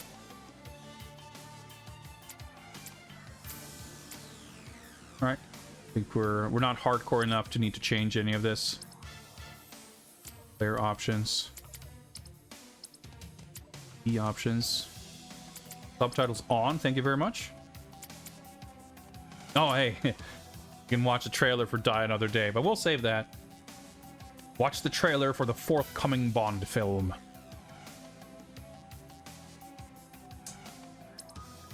Although, actually, come to think of it, we had the opening sequence, but we'll see. I wonder if there's some actual... Like, it would make sense to have an actual Bond opening credits type sequence.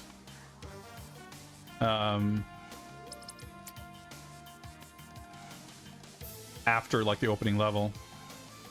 But we'll see. Operative Agent, 00 Agent. For skilled agents, enemies have their usual characteristics and do standard damage. I say we go Agent. That's interesting. We can actually skip this level.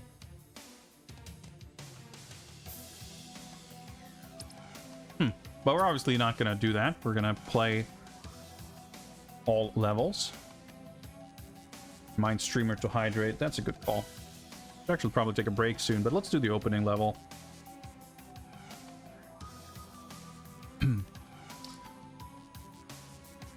Well, I guess we can start the timer. This is basically playing the game. Dossier. Records, rewards, gadgets, weapons. Alright, okay. I was thinking this might be something about the level in particular, but no. Okay. Oh. Well. Did we get an actual gun barrel sequence? Yeah, here we go. Sick. Even this is something we haven't seen in many games, shockingly. Eurocom understood the assignment, it turns out. New Year's Eve, 11:55.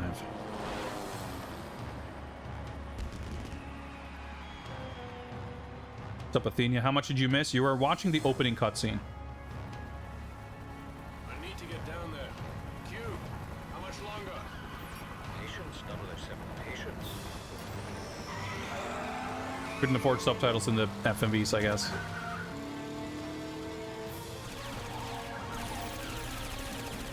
you get me closer? Yes, Commander. Get me closer to the road.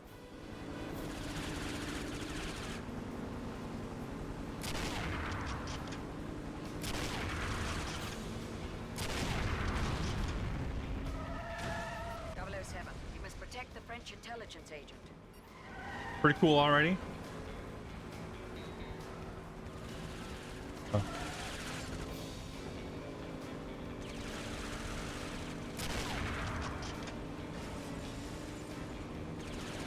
Oh. And oh, wow, okay, I tried zooming. I didn't zoom where the reticle was, apparently. Alright, okay, I'm not shooting that guy anymore, I guess. We're not doing great, I feel like. Hold position here.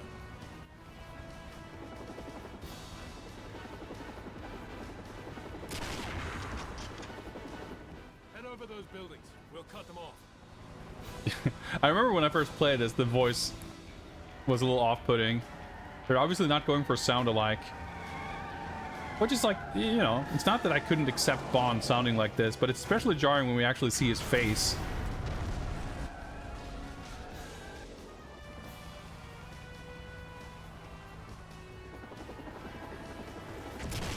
Wow, the auto-aim snapping there. Okay, mission failed. Figures. I'm not exactly sure specifically what I was meant to do and what I failed, but I mean, it didn't feel like I was successful.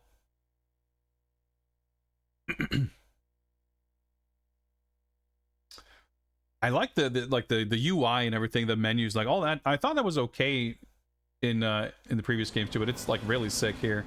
Get me closer to the road. Oh, the controls are take a little getting used to. I can move the reticle with like either stick.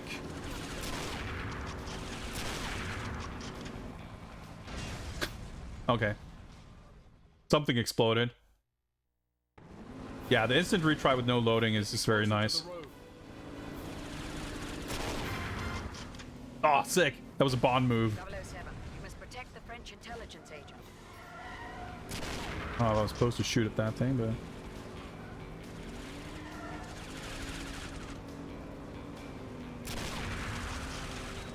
Pretty cool that the car is like reacting.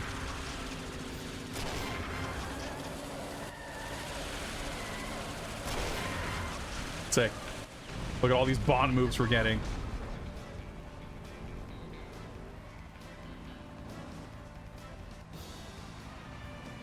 I didn't exactly understand what happened when we failed or why, but I wasn't like successfully shooting shit down, so that's fair enough.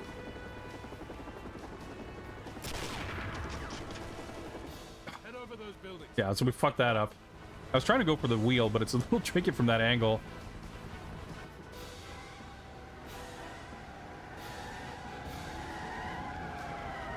Alright, this level has had like more cutscenes than half of the previous game.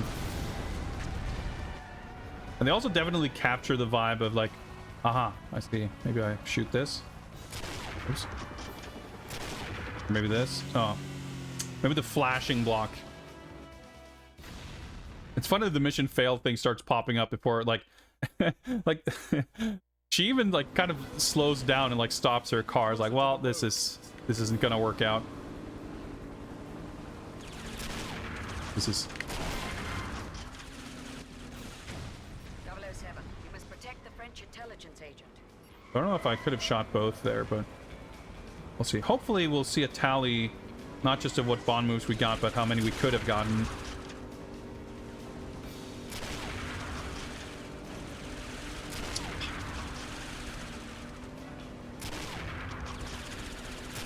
Dude, it's not easy.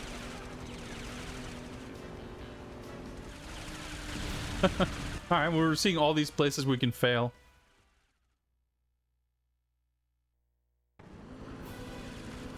Get me closer to the road.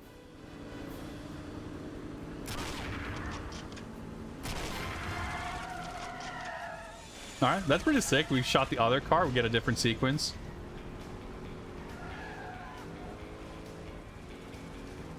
I'm also not entirely sure if Bond wants the pilot to take him closer to the roof, the room, the road, or what.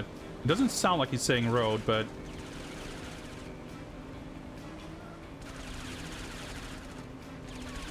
Oh, fuck, it's so tricky because... like, your position relative to their position on screen keeps, like, shifting around. And there's, like, a limit to how far you can aim in any one direction. Get me closer to the road.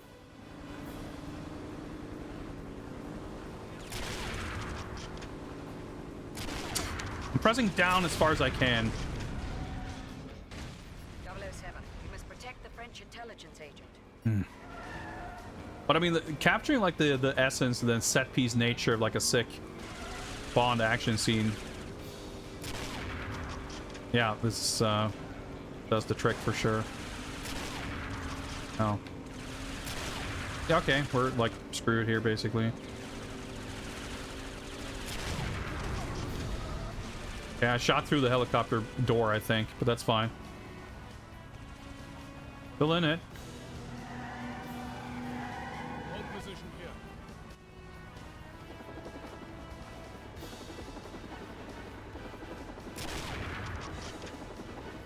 Head over those buildings. I'm sure you could shoot the wheel out to make that thing crash also, but we're not getting very many Bond moves here. We had that one attempt where we got like 4 of them.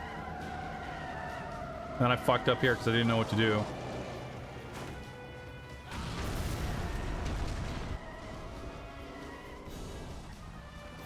But yeah, the helicopter very conspicuously stops like perfectly.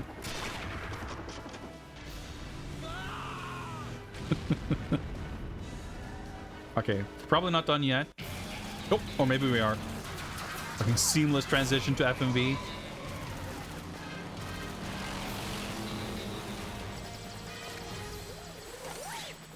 Can I offer you a lift?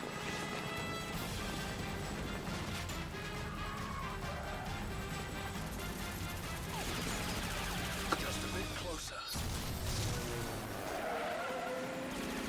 They're not very good shots, thankfully.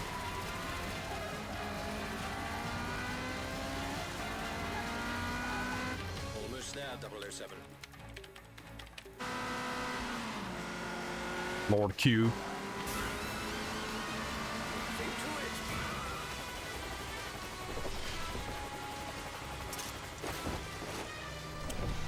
The stolen device is in that truck. If we hurry, we can still catch it. By the way, who are you? The name's Bond. James Bond. Said the thing. Which, by the way, is something also that never happened in the previous game. Online. Smoked them. Okay, I couldn't see where the road went. That's fine. We're all right. That's not a Bond move, but The bomb is on board that truck. Look out! big old arrows. So yeah, these driving stages a lot more linear, but also a lot less annoying. Whoops, wrong button. I missed my Bond move opportunity. Oh my god, the brakes. That's fine.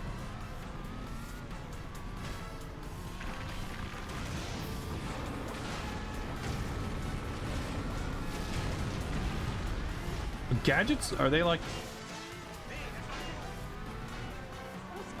Or if they were like context sensitive or what. That bridge is your best chance, 007. Yeah. Use your turbo booster. Turbo boost online. Oh yeah, Bond move. Missiles will detonate the bomb, 007. Use the EMP projectiles. EMP online. See, that was a little simpler than the fucking EMP in the previous game.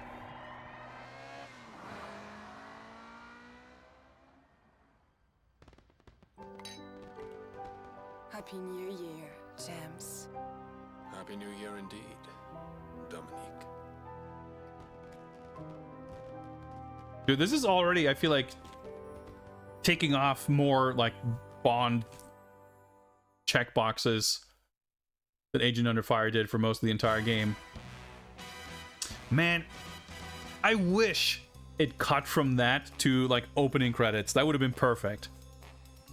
Didn't do that, but that was still a fucking awesome opening level. Basically the ending to one of the movies right there. I mean, usually they open with a pretty exciting action scene too, right? So that, like, as far as a way to get excited about the game, but also as a Bond opening action scene, I thought that, yeah, that worked out. Yeah, so we got the gold medal, platinum medal target, which is cool because I don't think Agent Under Fire told you specifically the platinum target.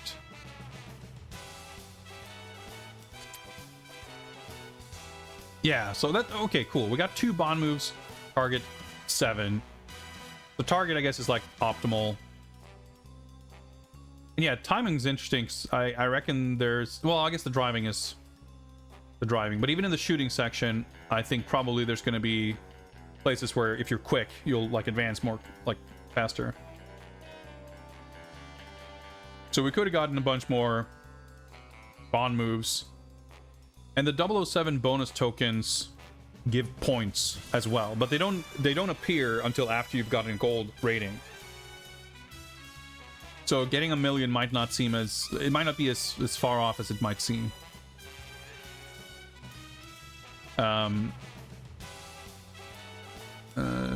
Also interestingly, there's no difficulty bonus on Agent.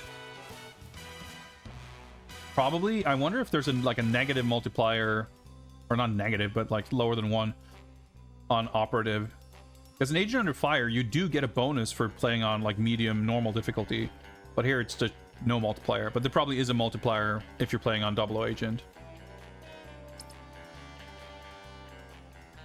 Well, that was fun. So what happens now? We didn't get a mission briefing. We just like kicked right into it, which I think was a good choice. I would not have gotten more excited about the game if I had to watch a boring briefing. But let's see what happens next. Reward card. Interesting. Upgrade missile, multiplayer skin, Jaws. I don't exactly know what this means, but cool. Okay, so we're back here. Can do this. Well, we got a nice taste of what this game has to offer. But we have been live for quite some time, and I do need to stretch a little bit, take a short break. So I shall do so. We're going to pause the timer there. I will step aside for a couple of minutes. I will be back shortly, at which point we will play the first real mission. But I'm already pretty jazzed about this game. I like this. It makes a much stronger first impression than Agent Under Fire, that's for sure. And I've even played this before. Like, this isn't technically the first impression. But it's pretty sick so far. I do remember the first level being a little more slow paced because it's got like stealth stuff and everything, but we'll see how it goes in a little bit. I'll be back in a few minutes.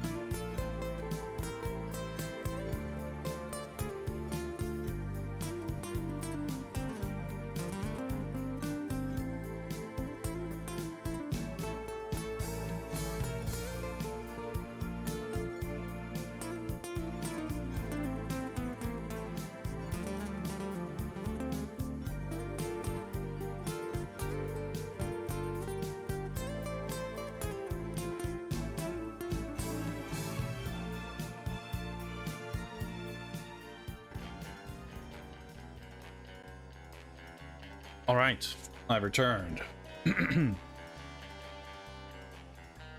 See if we can get settled in here. Let's resume the timer.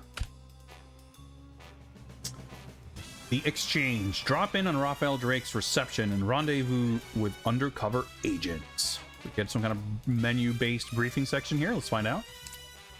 No, we'll just pop right in. Good evening, 007.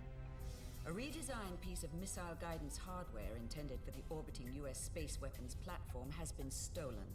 NATO has advised that recovery is critical.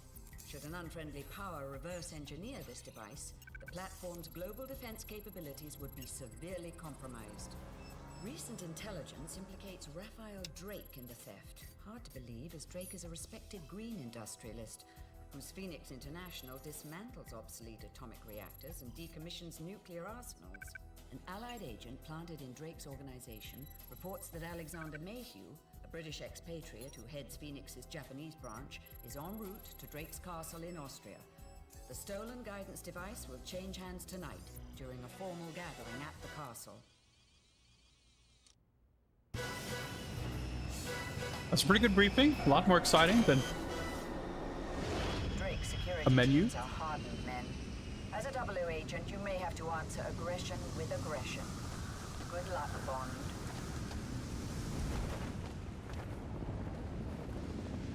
This makes me wonder if we're gonna get like full-ass FMVs for every level. That'd be sick. And a pretty huge step up from previous games.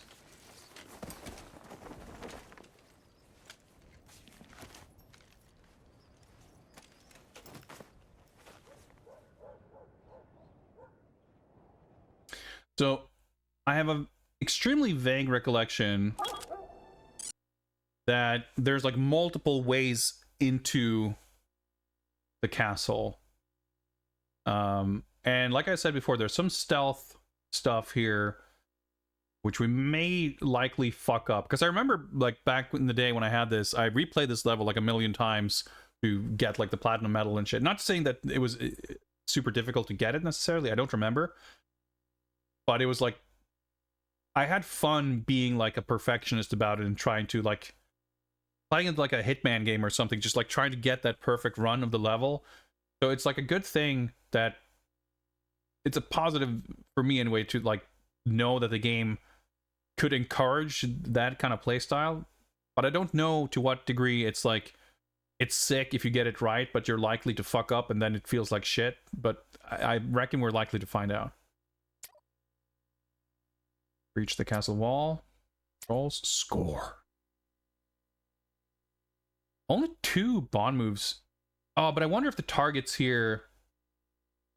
No, probably. I was going to say if the target is like for the bronze medal and it goes up. But no, looking at those numbers, that's probably the target for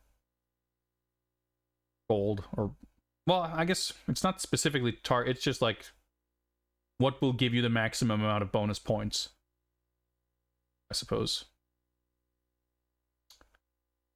Which means that they're... Because I want to say even the Bond moves, I could be misremembering, but I vaguely feel like there's certain parts where you can choose 1 or 2 approaches and you'll get a Bond move for either of them. And there might even be a third one, which is like going in guns blazing or whatever, and it doesn't give you one. But basically there would be 2 mutually exclusive Bond moves. That's something I vaguely recall. Can we... Alright, okay. Oh, okay. Aim is a little strange. Maybe my controller is... guard there. Or already like looks better and runs smoother than... I hold him up. Pretty cool. I don't know what I do from here on out. Is he just surrendered now?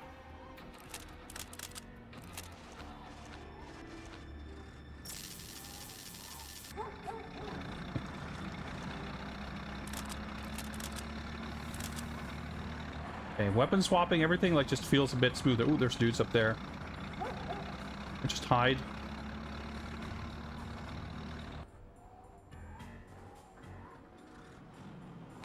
Oh, I think he found me. Dude, the guns feel so much better. Holy shit. He didn't notice me yet. That, like, worked. Oh, wait, okay. Oh, yeah. Can I grapple? Oh, wait, action? Oh, I see.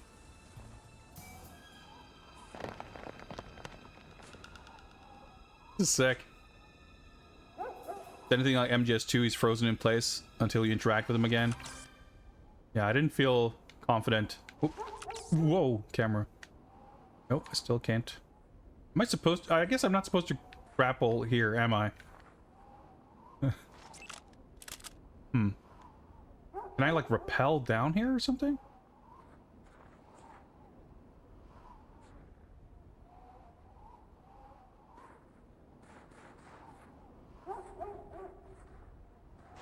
I have, like, a vague recollection of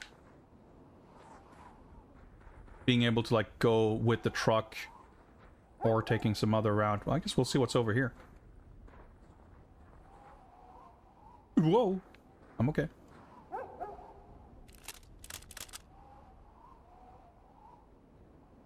Wonder if I can shoot out this. I have 5 rounds though, so maybe bearing. Speaking of Metal Gear, enemies seem to have the 3 meters range of vision. Yeah, but that's good. Like, you don't want it to be too frustrating or annoying. I held left and I started immediately strafing off the edge.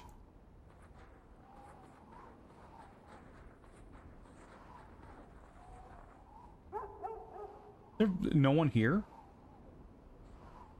Like weird motion blur, like trails when you zoom in. Oh, that's the action. Oh, there's like guards patrolling. Crouch? No. I can't move the camera. Oh, fuck's sake. Had that one guy not passed by far enough, or did the other guy see me is the question.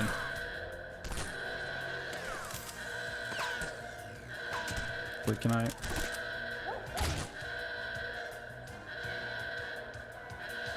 get this out now?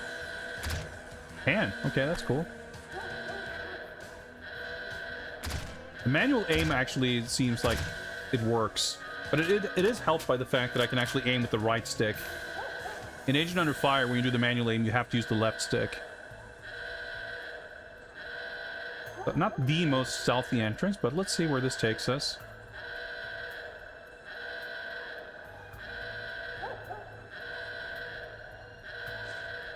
Okay, now I still need to...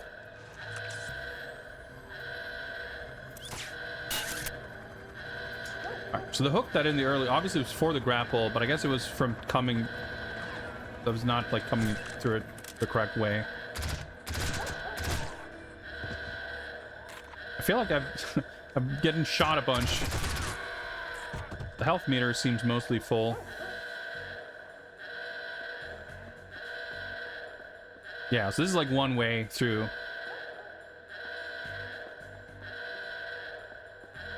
Ammo over here, I guess. 9mm. So swapping, you see the name change instantly. You don't have to wait for the animation to figure out what weapon you're switching to. That's a nice improvement. And overall, like the shooting, aim, like everything about the weapons feels so much better in this game. Okay. We breached the castle walls. Not terribly elegantly, but we did it. But I want to say that there's like a courtyard section before we get inside. Yeah. Find a way inside to the party.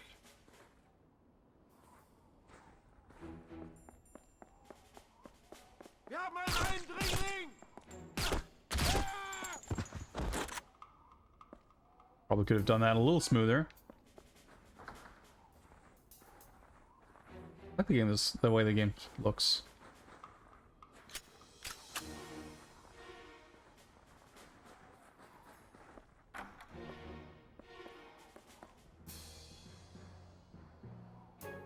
But even as far as stealth goes, Ich hab was gehört.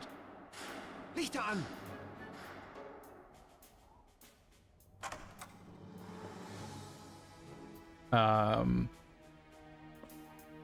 there's not a lot of emphasis on like not making noise. Not to say that isn't a mechanic, but I trust that these guys aren't going to see me if I stay out of the lights. I feel like shooting out the lights is likely to bring more attention to myself.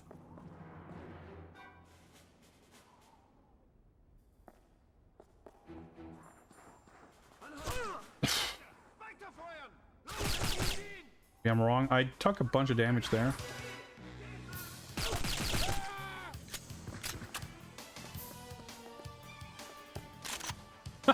Okay, that's pretty sick. You just like take their weapon, and that's when they realize you've got them.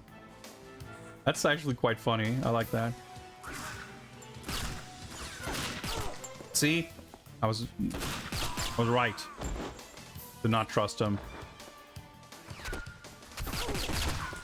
Maybe there's like a scripted thing where you can shoot this guy into the. It's like fragments that are coming back to me as I'm playing this. Subatomic Runner. How much fire in these knights? Adequate amounts. So I wonder if I continue from the checkpoint or start the whole level. We'll find out. Well, there's a load screen, so we're probably starting over. No, okay, we're back here. Oh, that's nice. So I guess, I wonder if it's, I guess probably, we don't have like limited lives. Like in Agent Under Fire. But it's probably, I wouldn't expect it to reset the timer. Like, the timer is probably going to keep adding up.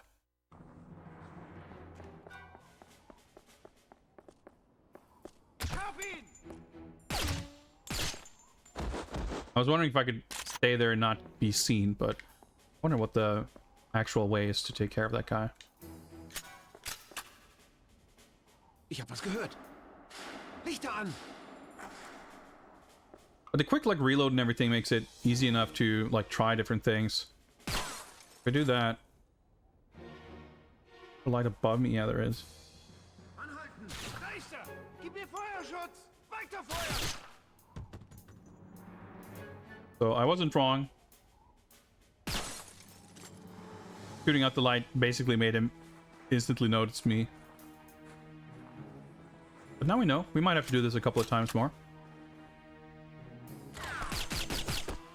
Like, being able to just rapid fire mash the button to shoot just feels so much better. Like in Agent Under Fire, the guns are all like hard limited rate of fire. And it just does not feel great.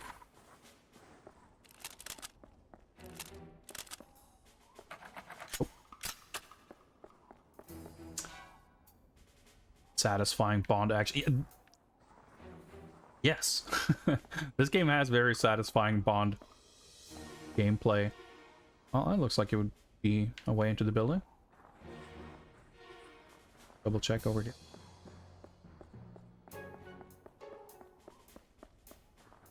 Doors like this probably aren't openable for the most part. We've confirmed that Agent Nightshade and the deep cover operative will rendezvous with you in the castle library. I trust you'll maintain a low profile, 007. Always.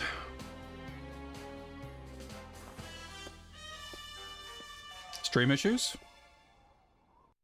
Frame drops. Probably disk drive problems. I haven't noticed anything here, but 007. The guests won't take kindly to firearms.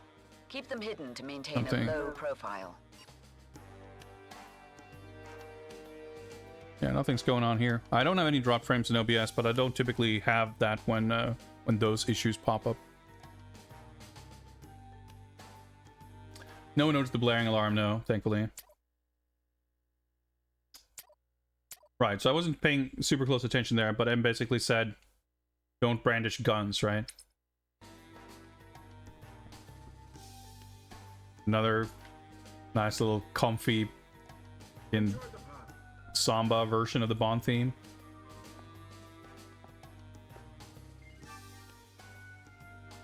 Is that the Bond from the previous game, but just like 10 years older? Kind of looks like him.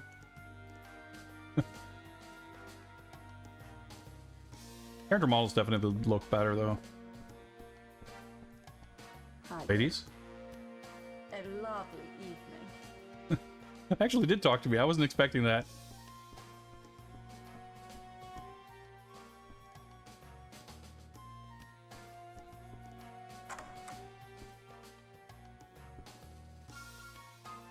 I like that the castle part had like different kind of routes and stuff, but here it's, yeah, it's pretty streamlined.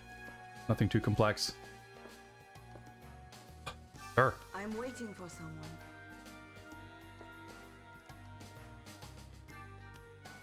Hello. Pleased to meet you. Him again. Do I know you? Him again. Hello.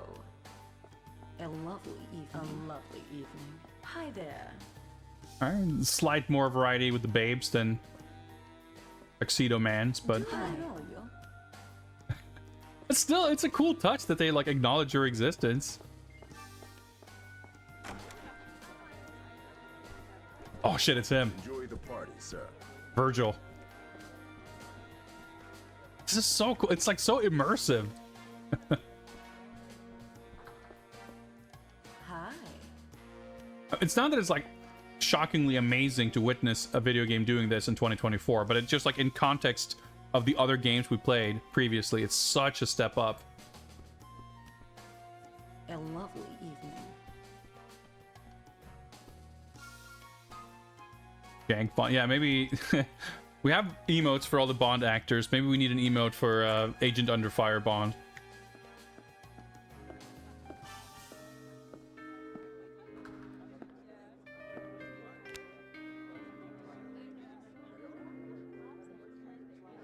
Multiple Thank you all for accepting my invitation. mid-mission cutscenes. Your generous gifts have ensured the success of our World Refugee Fund. Dude, what happened to the subtitles? Once again, my gratitude to all for making the journey here. And now, cocktails are waiting for you in the salon. Like, we got subtitles where the dude spoke German, but that was literally it. Business to attend to. Plead the hostess, won't you, darling? I wonder if I fucked up saving my settings or something. I'm not surprised that the FMVs don't have subtitles. Like, from a technical standpoint, that would be, you know, something that would not necessarily be trivial. Yeah, I can change it here, but there's like been 5 things that have not had subtitles that should have had them when I turned them on, so it's a little confusing. I can raise or lower music volume relative to other sounds, but nothing else.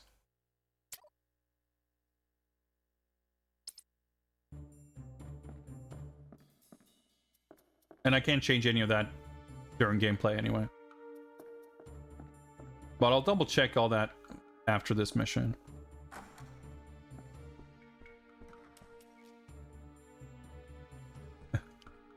Quite the painting. Oh yeah, I mean, for 2002 to even have the option is like almost impressive. A game's well into like PS3 360 games would ship with no subtitle options. Well, this looks like a scripted sequence waiting to happen. No party guests in here, sir. A lovely evening. Okay. Just in perfect sync. At least they have different faces. No backtracking there, or I guess this would be backtracking. Well, James. yes. Big powers. You're the deep cover agent? Oh, it's not as deep as it looks. Sorry to interrupt your debriefing, 007. Agent Nightshade, CIA. Dominique Paradis, French intelligence. Mayhew's arrived with the stolen guidance device. Drake just went to the conference room. I would imagine he's meeting Mayhew there. Take this key. You won't get far without it. I'd better get back to the party before I am missed. Well, it's like emoting, but it doesn't say anything. OS6 wants surveillance photos of that exchange. Right. I'll create a distraction for you while you make your way to the conference room. Is that dress standard company issue, Nightshade? Don't get any ideas, 007. It's armored in all the right places. like head wobble. But dude, like this fucking one cutscene had like more character than the entirety of the previous game. Get in your way. Use whatever means necessary to get to that meeting. So much better.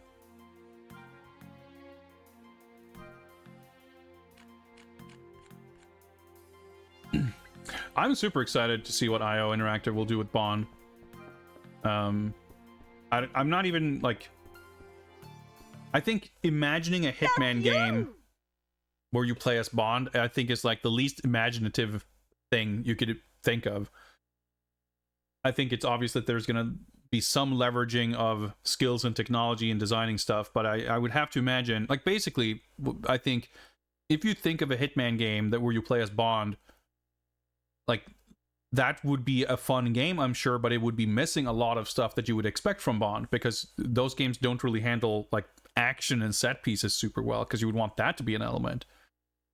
Would you want Bond to be capable of the kind of stuff that Agent 47 is? Sure, but there's a lot of other stuff outside of that. But certainly they've shown ability to make like exciting, fun gameplay and interactions out of stuff where you're mostly like walking around looking at stuff, surveying and figuring things out, and I think that will translate well. But I imagine it's gonna be a pretty different kind of game.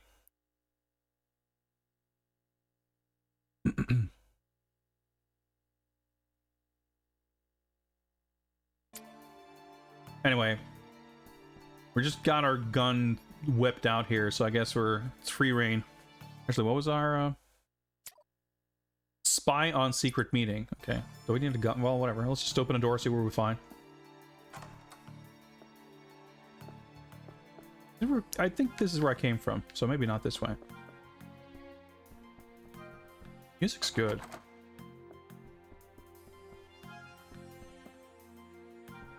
I like the way he's posing with the gun. Wait. Two other doors and they're both locked. I guess we are. Wait, do I?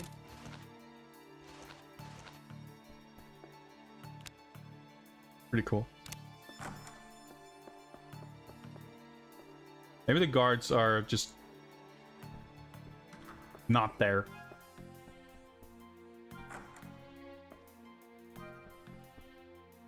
There's nothing for you here. Fuck it. Oh shit.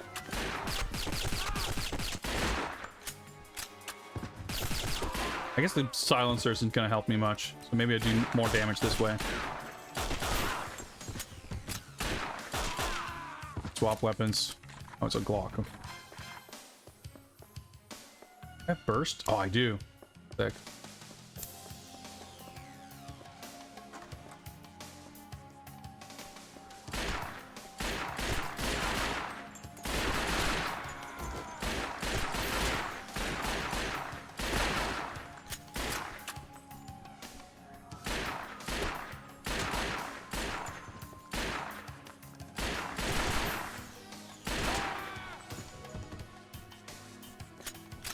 I'm not gonna get the best accuracy rating, but shooting feels good though.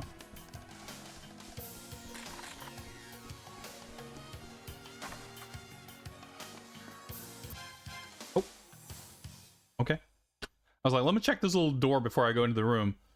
Oh, that was a checkpoint. Yeah, like the mission design just feels so much more engaging. It's kind of cool. I like this kind of mix between more open-ended and linear level sections. Here it is, Mr. Drake, the missile guidance module we stole from the Americans. I trust this effort brings us one step closer to globalization. You've saved our technicians considerable time, Mayhew. Can we accelerate the other Nightfire elements as well? Absolutely, sir. We're well underway training assault teams for the... Get your hands off me! Completely covert Bond. I was looking for the powder room. With lockpicks and a 9mm? Hey, it's a tough neighborhood. If this security breach leads back to Japan, it's your head, Mayhew. Secure this in the safe room. I doubt she's alone. Lock the castle down. Now! and take this woman to the cable car station. I don't want her interrogation to upset the guests. Interrogation? What kind of party is this anyway? I love the German stunt guy security guard. The fucking handlebar mustache.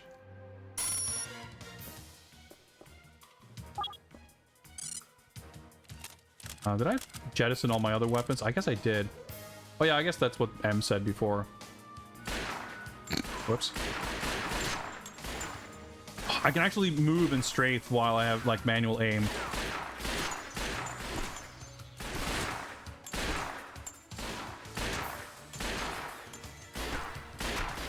Still not easy, but it's more doable to aim like this. The gun's a bit shit though.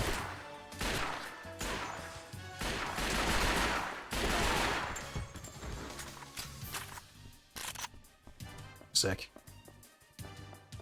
Like, having those little dialogue scenes and everything, like, that's exactly what I was talking about before. Like, if this had been Agent Under Fire, the level would end when we entered the room, and then we would see a mission briefing where M was like, well, as you know, you then entered the room and watched the secret meeting happen, at which point you learned such, and it's like, oh my god. Actually showing it is a lot better. Ah. No? There we go. Door unlocked. Weapon.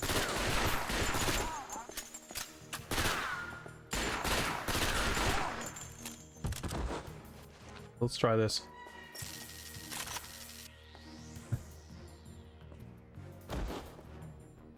Hint, use watch laser. Okay. Oh, that came in perfect timing. Is it on this? Oh shit! He does wake up. This just doesn't work at all, I guess.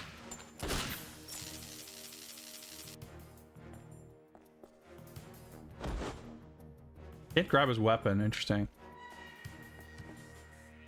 What was I supposed to do in here? Interact with this. It might have been entirely optional. I wonder if I get points for stunning him. But laser this.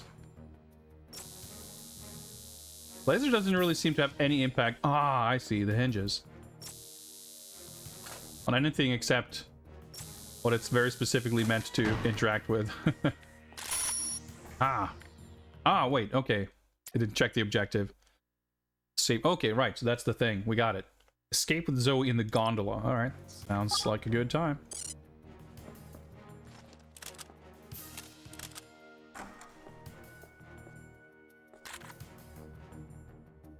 Good suspense music and everything.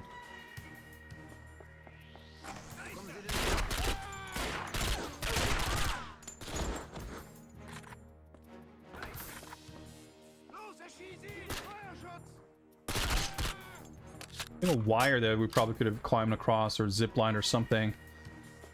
Obviously, there's a bunch of Bond moves that we've missed. That's the thing. Like, I remember the Bond moves like being a little more like you have to go out of your way to be a little like do some lateral thinking and do some cool shit to find them. They feel like a little more of a reward as opposed to an Agent Under Fire where a lot of the time they're kind of what you would naturally do anyway, or just like, oh yeah, I opened this vent, like, okay, that wasn't super exciting. I just want to see if I can like get across from there, but maybe not. So you're very encouraged to like explore and figure out a route and path through the level to find those cool moments and things you can do. I think is an awesome touch to like make the game fun and interesting to play and to replay. That door, obviously it's like leading me towards another door, but armor there. Guess we just go into the gondola and she'll show up.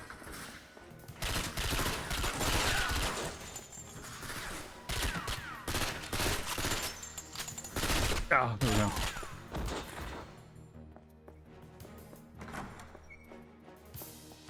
Oh, shit.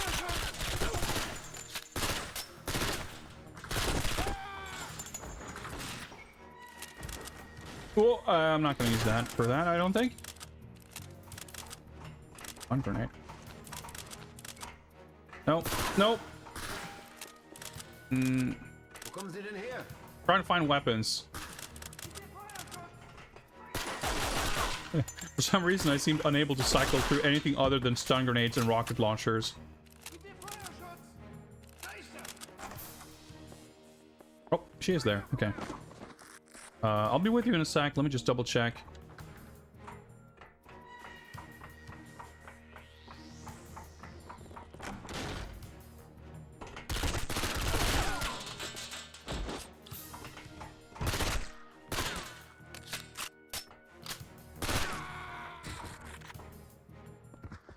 Was this like an alternate route?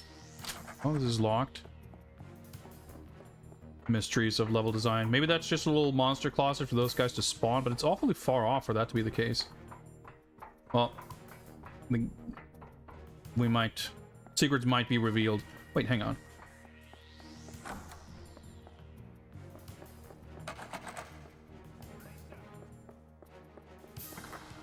Come on, let's get out of here. Feeling this is gonna be a thing?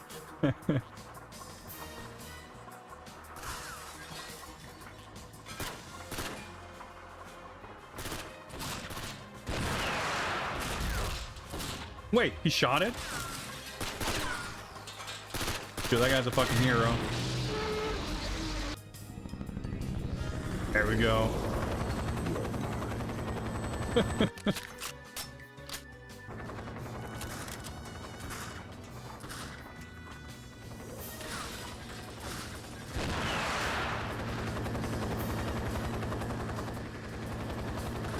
Okay, can I like catch up?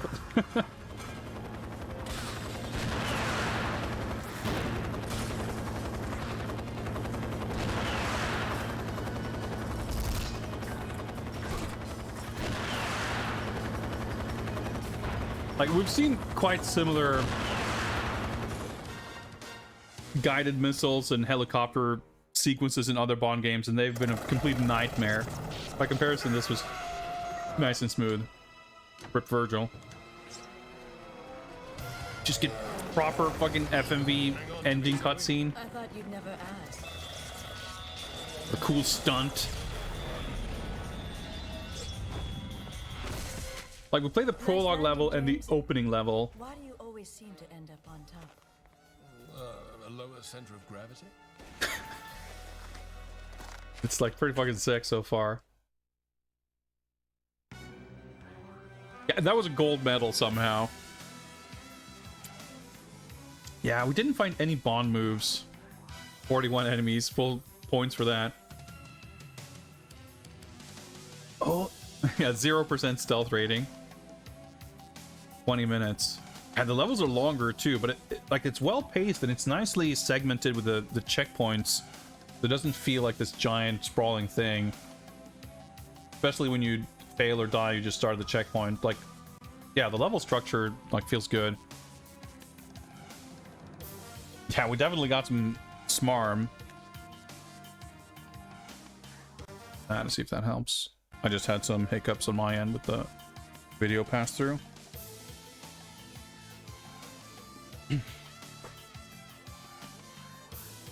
Oh, I just realized, by the way, I wasn't paying attention, or rather, I don't know, I was blind when I was explaining before. We are getting a bonus for the total score, because we were getting... Our score is being doubled because of our difficulty level.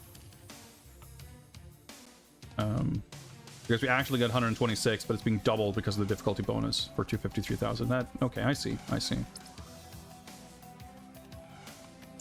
So what do we get for gold? The Zoe Nightshade reward card.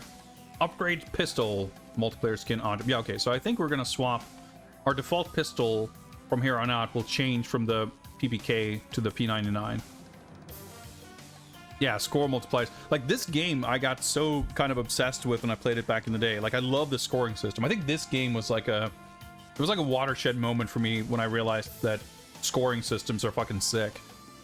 Like in games where you wouldn't necessarily expect them. At this point, I'd already played a fair amount of like Tony Hawk and stuff like that, and obviously scoring is a big part of that, and that's fun and cool. And even though at that time I wouldn't have had any interest really in interest or understanding of, you know, arcade shoot 'em ups or that kind of thing, I had played a lot of first-person shooters, but the idea of being scored on different aspects and wanting to replay levels for a better score, like that was something I definitely got into with this game.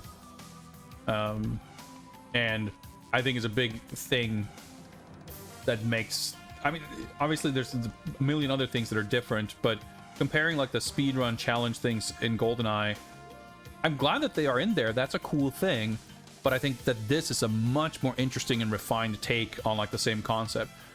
Not to mention the simplicity of putting a singular score on like all those things. It's not a matter of reaching these 5 criteria. You have to do it this way. You have to do it under this time. You have to do it with X amount of kills or whatever. But the fact that you can to a degree choose which aspects you focus on and get a good score in one category and miss out on points in another, but it'll, like, you know, you can make up for it. I love it. I think it's awesome. Is there anything you have to play on hardest to reach platinum? I don't know if that's the case, because I definitely got some platinums back in the day. I would think that's the way because I remember going for the tokens and everything, because it might be like you add the thing when you replay it after reaching gold. That's when you go for platinum. You literally cannot get platinum on your first try because you have to get the 007 bonus, and those are tokens spread out throughout the level that you collect. And for all I know, each token could be worth 100,000 points. Like, it could be something ridiculous like that, which would obviously like skew everything here. But you know, I could have gotten, like, without those, yeah, you wouldn't get close to 1 million on this or whatever. But I think the 007 tokens completely like skew it. But I'm sure there is a higher difficulty bonus multiplier, and maybe 00 Agent is like the way to do it. The thing is too, like, because you upgrade weapons and stuff, like if I were to replay this level now, I could get even if I played the exact same way, I could get a better accuracy and time score because I would have a better pistol that would take out enemies more quickly. So that's kind of an element to it as well, which I am of two minds of, because I think it's neat in a way that it can sort of ease the grind a little bit, but the fact that you kind of don't have a choice in the matter and you eventually get the shitty looking gold P99, that's unfortunate, because I just don't like the way it looks, but it's cool. Make your escape with Zoe on an armored snowmobile.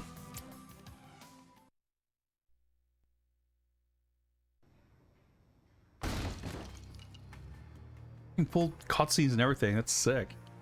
But part of me wishes kind of that we didn't even have the menu in between. If we're not going to go to the menu for the briefing, A nasty bit of business, isn't it? Perfect. I wonder how it would feel if we literally just seamlessly went from level to level. You drive, I'll shoot. Hurry, Zoe. We haven't much time. Yeah, so I forgot, but let's try to figure out the options and see if I somehow failed to... Yeah, okay. So I don't know why I changed it and I went to save, I thought. Controller settings saved. Oh yeah, there's actually like a password thing. That's pretty sick. I wonder if this lets you just enter a code for anything that you could have unlocked with medals. If that's the case, it's cool to have the option. Subtitles on.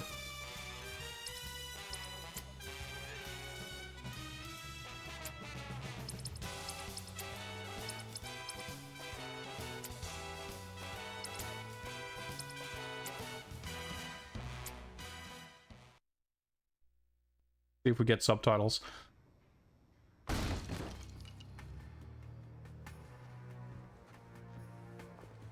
Wouldn't expect it in the FMV, but you never know. That one's a nasty There we go. business, Sick. isn't it? Perfect. I was curious to see now that I realized that we did play with them turned off before. You drive, I'll shoot. Hurry, Zoe. We haven't much time. Escape from Drake's castle compound.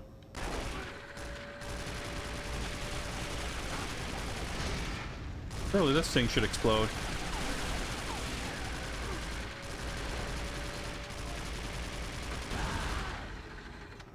Is that not a Bond move? Wait, is that a flashing thing? Oh, there we go. Almost got it. You worry about those guards. These things, but...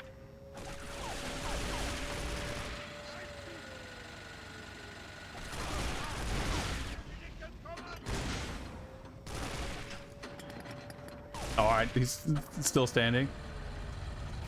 Alright, this is a cool little intro. We're out of here. We're fine. Head for the forest. We'll lose them in the trees. Eat this, being shot at from some angle you have no idea where.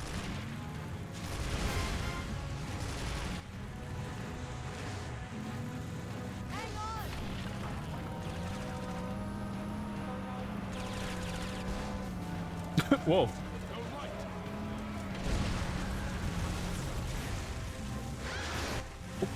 Armor. Oh, no, this time I was supposed to look backwards, I see.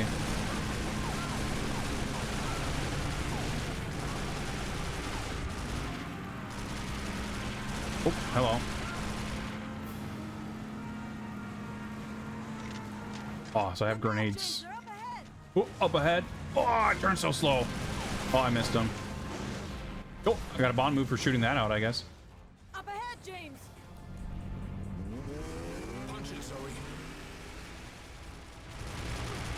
Like knocked down a tree on him or something. Let me double check. There's no spin. I do have a quick turn button. I see. Okay, well that helps things.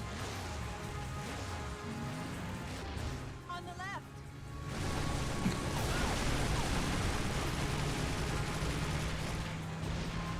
A little bit of heads up would be appreciated. James.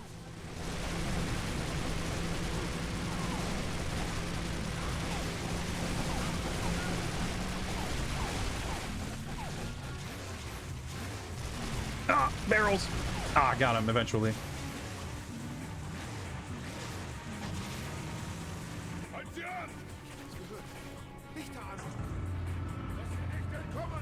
James, they're closing the gate.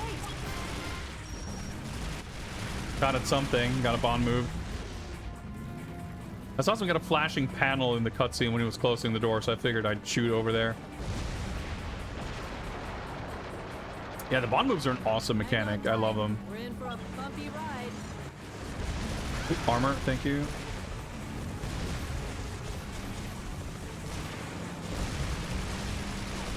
Sorry, we forgot to make a reservation. This is sick. Phew. Looks like we shook him off. It's not over yet. Back into the woods. Oh, ah. I was like, oh, let me turn around the first thing I do. But no, I was already aiming backwards when the cutscene ended.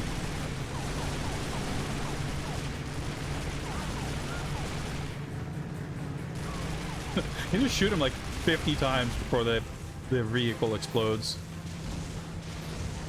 James, in front of us.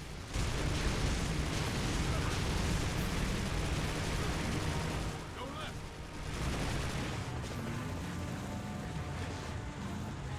Everyone's a good opportunity for the...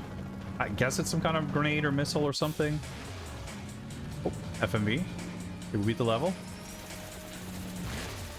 I love this fucking seamless FMV transition.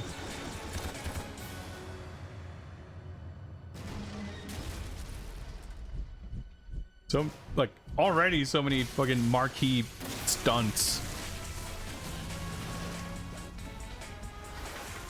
Looks like we're on foot from turret sequences are kind of invariably a bit shit. And that was still an annoyingly kind of designed one in terms of where I had to look and everything. But in terms of like the sort of narrative and the flow of the level and the length of it, it didn't overstay its welcome at all. Yeah, that was pretty sweet. Could have been a hell of a lot worse. Accuracy rating not great. But yeah, you can kind of see like we hit. So I guess you probably get 100k then for all Bond moves. 50k probably for full accuracy and health.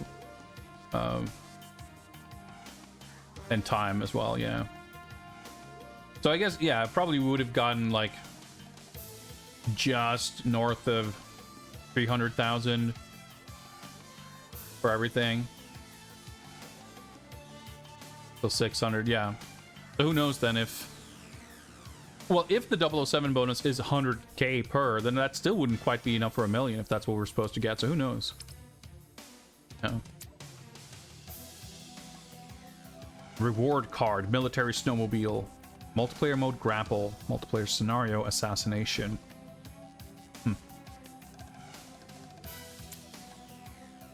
Enemies. Okay, so it's kind of similarly structured to the beginning of Agent Under Fire, where we also had like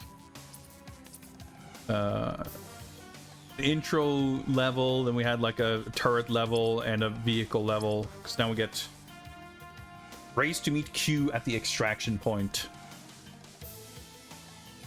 We're making like pretty rapid progress here. The game's longer than Agent Under Fire for sure, but I think it also said, I think the box said 12 missions. Yeah, 12 action-packed missions, blending combat tactics and upgradable gadgets. So I guess, I'm assuming this doesn't count maybe, but even if it does, 1, 2, 3, 4 in an hour. We'll see. But even if it isn't much longer, which I think it is, it's still more dense and exciting for sure. But let's drive a car.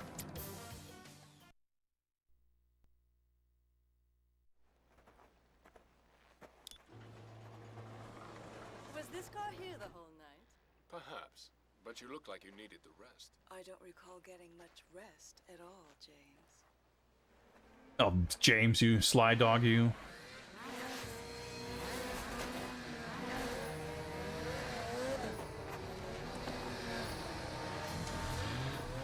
We're in transit to the extraction point. We'll meet you there. Do hurry.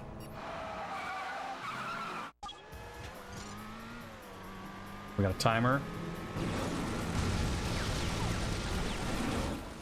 007, the local authorities are not to be harmed. Use your non-lethal weapons as a deterrent. Smoke screen online. Whoops. Oh, wrong button. I used a smoke screen, I think. I'm not sure for what or who I hit, but...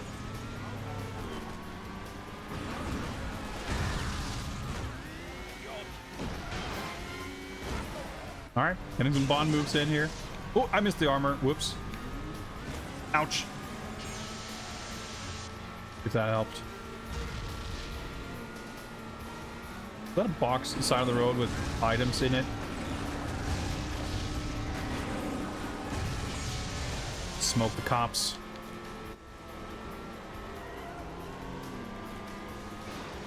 Here we can do a sick drift. Oh, we're out of missiles, I see. Whoops. Sorry, taxi driver.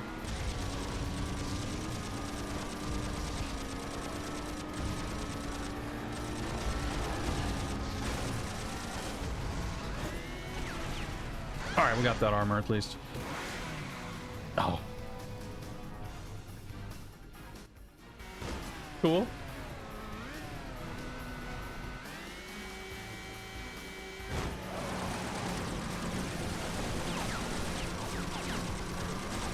Jinga doesn't feel like super effective. Oh, that's probably missiles, isn't it?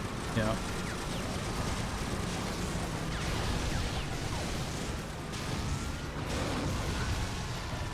Okay, they seem to be exploding on their own accord.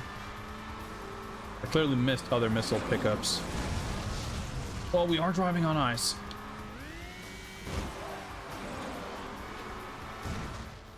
Almost there, 007. Oh. Like, does the machine gun do anything? Overshot the missiles. Nice of you to join us, 007. Good heavens, what's that? Like open arena boss fight? 007, you must eliminate those helicopters if we are to make a safe extraction. That's actually cool.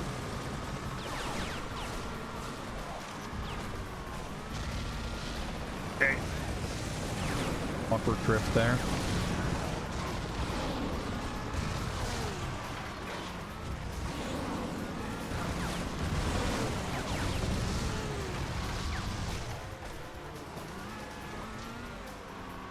An exploded enemy. Last one. Nope. Okay.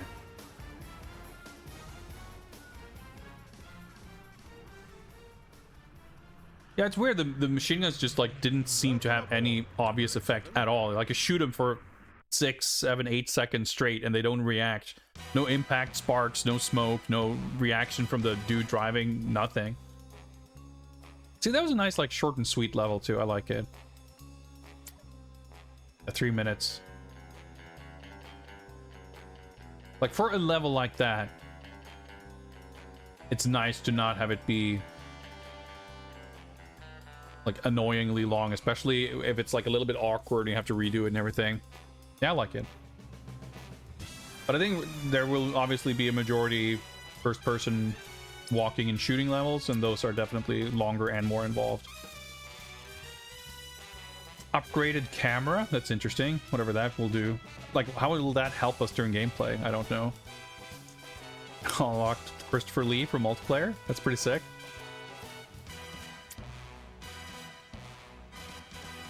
Rendezvous with Alexander Mayhew, a traitor in Drake's organization. Going to Japan, huh? Let's do it. Bond, MI6 has been contacted by Alexander Mayhew, Raphael Drake's chief of Asian operations. Mayhew fears that Drake intends to kill him, holding him responsible for their little setback in Austria. In exchange for our protection, Mayhew will deliver evidence exposing Drake's master plan, codenamed Nightfire, a scheme that Mayhew insists threatens global security. The name's Bond. Game's title is tied to the actual plot. That's a nice, Mayhew-san is expecting you. you know, Mayhew has improvement. one demand, to be brought in by James Bond himself. Our informant awaits you at his Japanese estate. Good luck, Like, 007. tying the mission briefing, like overlapping it with actual cutscenes showing what's happening. Like, it's such a vastly better way of doing things. Like, the formal kind of briefing thing is cool in a way, but it's so dry, and this is so much more Bond, at last. involving. This is Kiko Hayashi, my bodyguard. I assure you, she's quite skilled. No doubt. The Nightfire data, Mayhew. We weren't expecting other guests. Please, stay with Alex. Alright. How much you want to bet this guy doesn't live through the end of this level? We must get to the security bunker.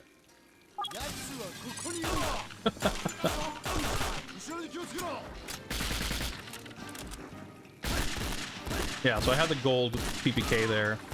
I got the upgrade.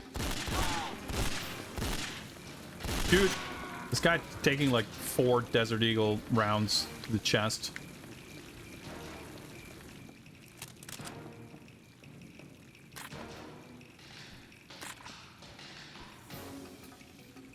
Are we getting like ethnic Bond themes now? Doesn't sound like it quite yet, I'm not but going anywhere till you check the hallway.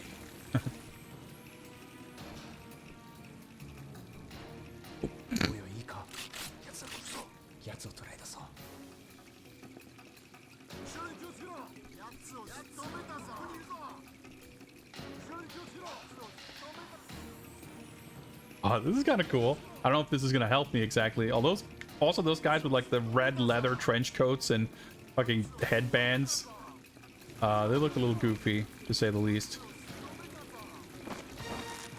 Ooh, got armor. Illegal photocopies.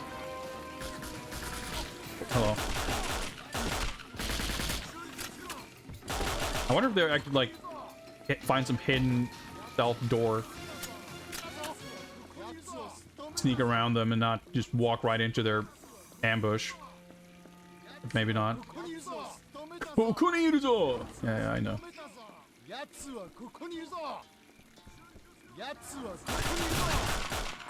That's like shocking levels of effort of having them actually speak like real Japanese.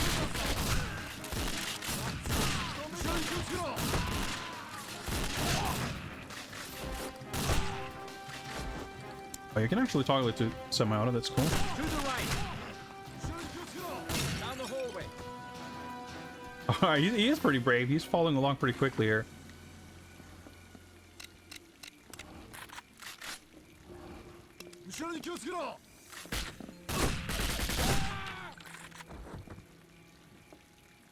I'm assuming I can't go here. No. Slew of star. Alright, you wanna you wanna take point? This way.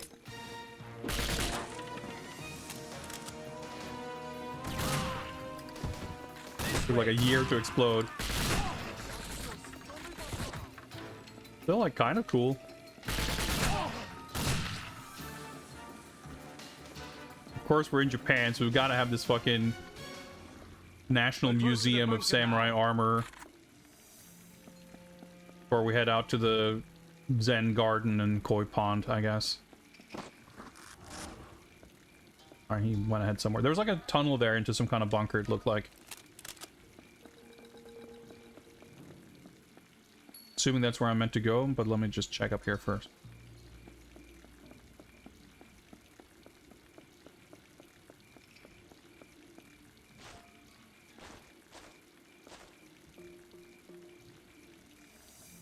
Funny if you could collect the samurai armor for armor. Yeah, that'd be pretty good.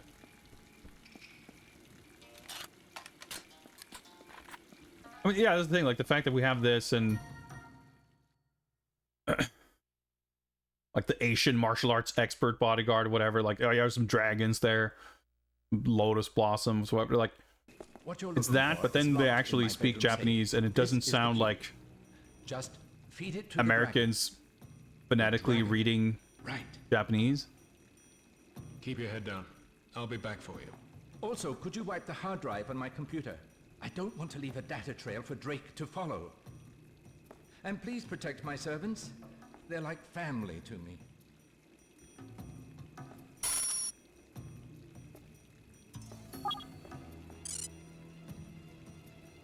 Action for... Oh, I guess it's... Excuse... Geisha. Okay, of course they're geisha figures. Okay, some kind of gun.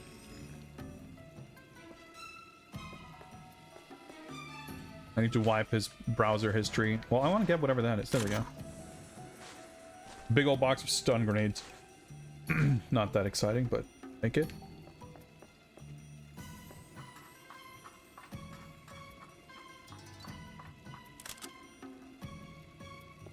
Well, here's the Zen Garden.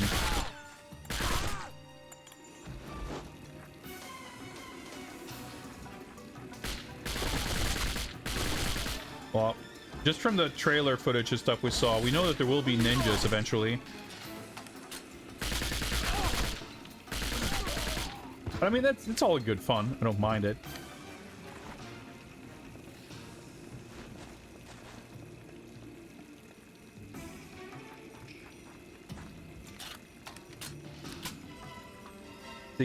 Oh, okay. Gotta climb down this ladder 2 feet. What? Okay. I guess I could have taken this path out to be extra sneaky. I don't know. I mean, it's kind of cool though for like some degree of immersion. Is this where I came out? I think it is, yeah.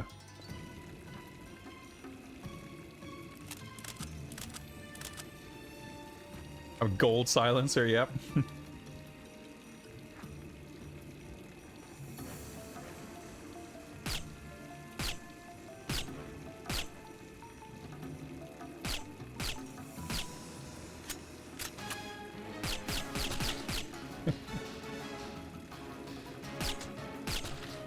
Nice, got him.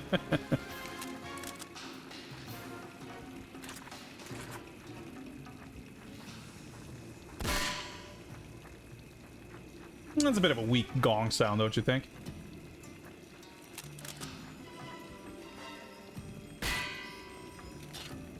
I appreciate that I can at least shoot it and it makes a sound. Alright. Going in. Ah.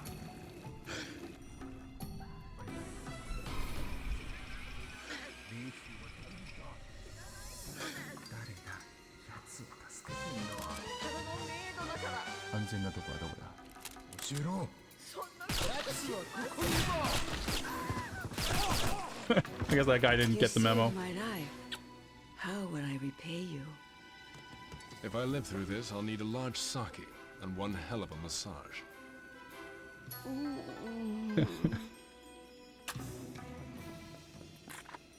Believe a gong would make that sound if you just shot at it? Yeah, in real life, maybe. But in a video game?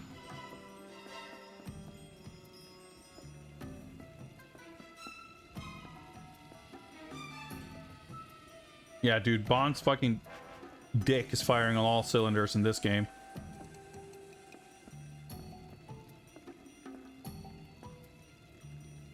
Kind of cool, like we obviously took the right path to get the drop on those guys, but I don't know if that, like, it didn't get a Bond move.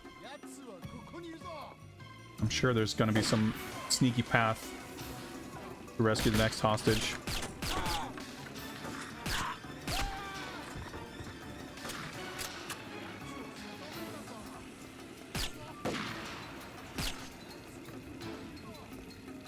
Do a little bit of sniping. I'm just glad to be playing this and constantly feeling like, man, this game is fucking so much better than the last one. Or maybe he was behind me, but turns out he's in front of me. Didn't I get a Bond move when I came up the crate? Oh, maybe I did. I think I got one at some point, but...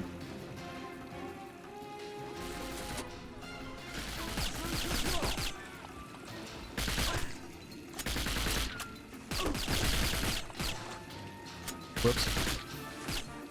The clip size is so small, but at least I guess I get good accuracy rating for just unloading so many bullets at a time. Climb up here. I can't jump. So awkward.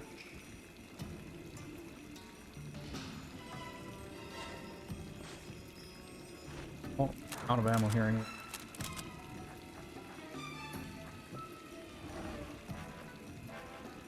We're in this fucking bungalow here, I guess. It's a cool level, though. I like it. Someone obviously noticed me, but... Aha! I got to the kokura. Alright, okay.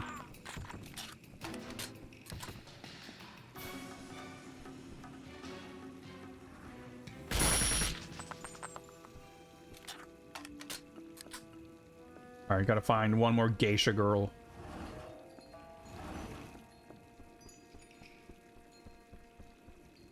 I'm finding the map layout a little confusing. Like, it's not... I mean, I'm not getting lost exactly, but I also have no idea, like, where I am relative to anything else. Dude, fucking armor-plated leather trench coat.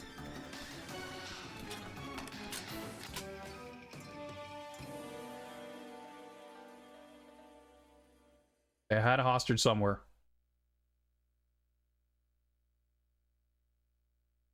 What you're looking for is... Oh, we can skip it? That's nice.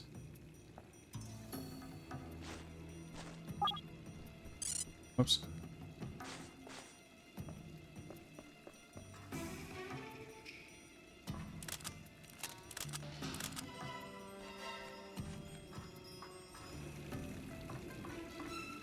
Ah! I have to, like, fully climb out to be...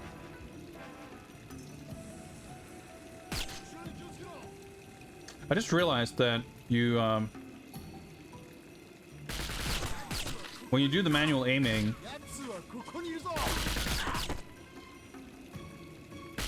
like letting go of the stick doesn't return the reticle to the center of the screen. That's like the huge difference between this and the other games. You can actually like do minor adjustments, but it doesn't work like that in GoldenEye. Like it's like a flight stick returning to center, basically. Not like it really needs stealth here.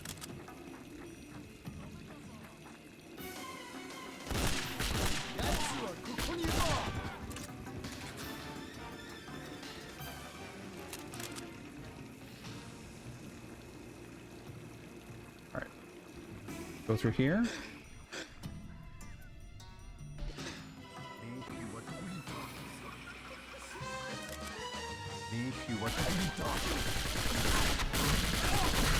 Holy fuck. Weapons pivot shit, isn't it? I'm gonna be so close that the auto aim doesn't like aim down to his chest. If I live through this, I'll need a large sake and one hell of a massage. Bit of the soundtrack keeps reminding me of Who Wants to Be a Millionaire. Yeah, I can definitely hear it. But getting back to this point, is, I mean, this is about as far as we got, basically, in terms of actually making progress. It didn't take us long to get back here.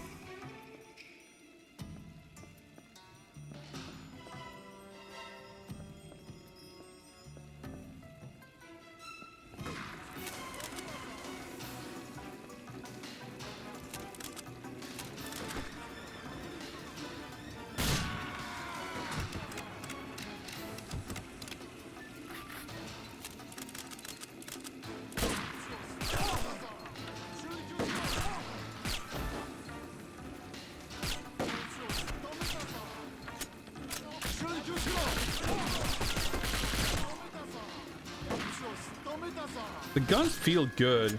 The enemies are like awkwardly tanky. And I don't know if that's gonna feel kind of more balanced if I get more gun upgrades. But I reckon as we get later in the game, enemies are probably gonna just get more buff anyway. Not positive on how I feel about that. I feel like I should be able to...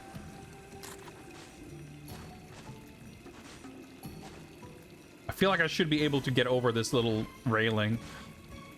Guess not.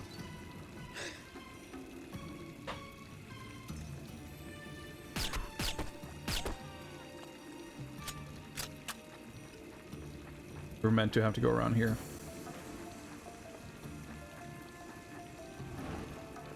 I do wonder if I can maintain stealth.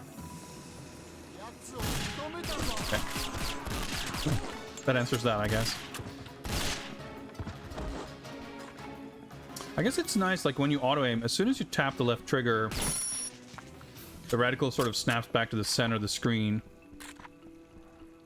You can kind of use that to just aim the camera.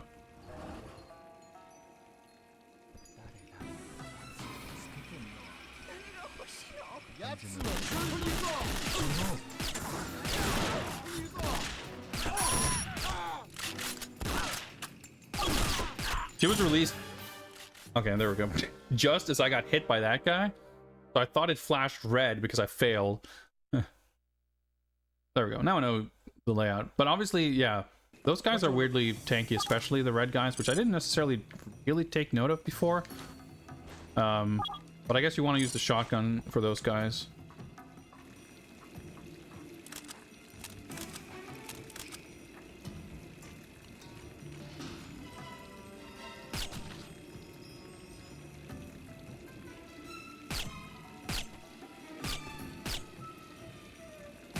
Little twirl.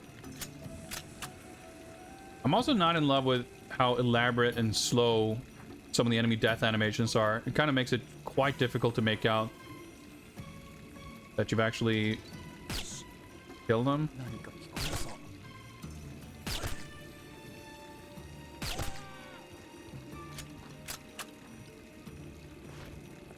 Oh, well, this railing.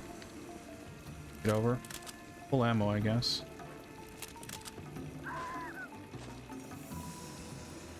I don't want to go through. Oh yeah, I should.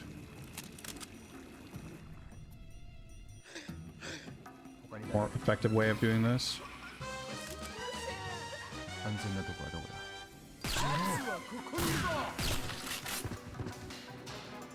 That guy's still on his guard. Got him. You saved my life. Well, I guess... Alright, she's just T-posing over there, basically. Wait. Thought she was wearing flesh-colored high heels, but... It's just, like...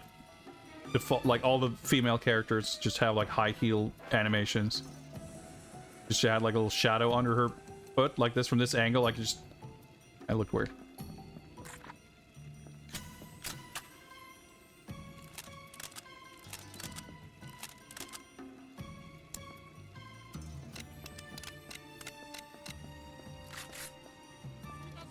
Alright, this section first.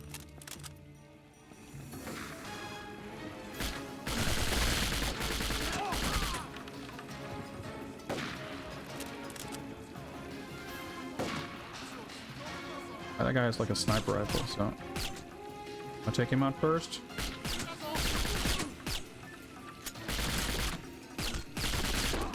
Getting armor before the kitchen section would be nice. And there is an armor back in his safe room.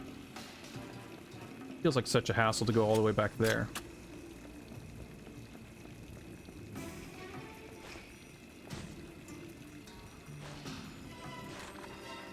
Oh, that's... Oh. Is that her or a different lady? I don't know.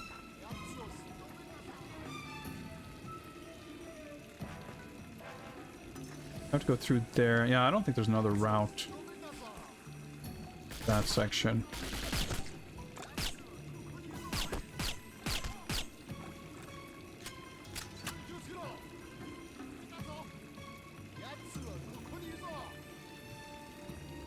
Snipe the computer.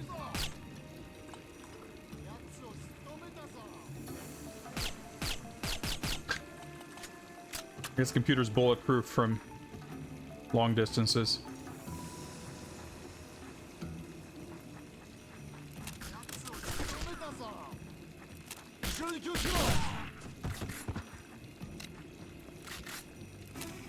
Curious if I can, like...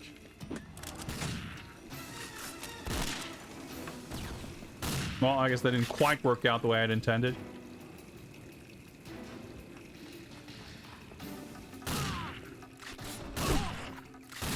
Wait, I didn't mean to switch this back to pump action.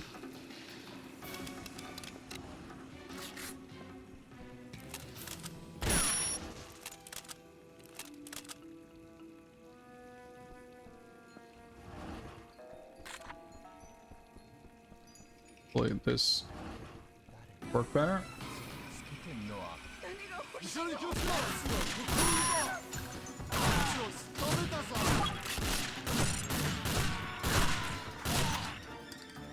Sure, let me just shoot him 3 times in the face with a shotgun. Alright, well, I didn't get a cool explosion from the fire extinguisher, but we're alive, so we got that going for us.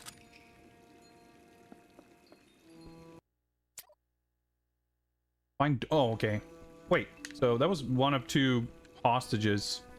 But those weren't the geisha servants, I guess. Oh, that's probably in here.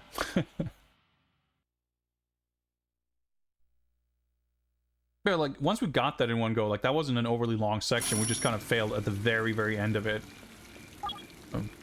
Times.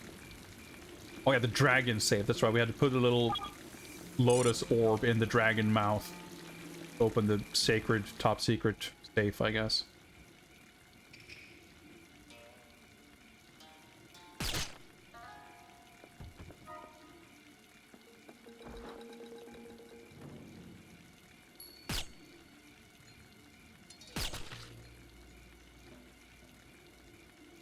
Thought I shot him in the head at least twice, but...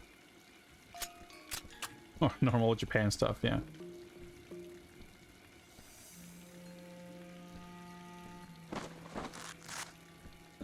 Pretty cool, a little tweed suit or whatever. Guess we're full on ammo for the Desert Eagle.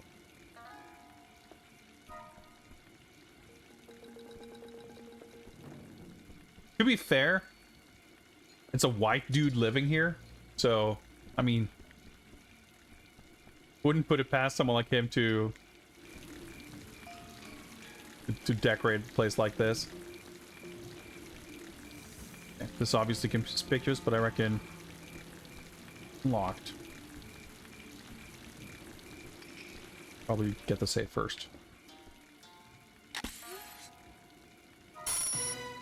Okay.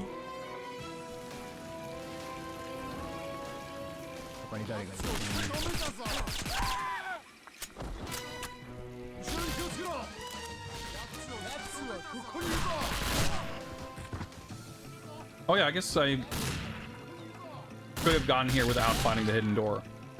That gave us a bond move. That's pretty cool. Like, the level design is actually quite clever in this. Like, it genuinely rewards exploration and finding and figuring stuff out, which is something that, like, Agent Under Fire kind of implies might be a thing, but it kind of isn't really. It's cool because it kind of rewards, you know, repeated playthrough and everything. Oh, you might have been able to get up here even. Maybe.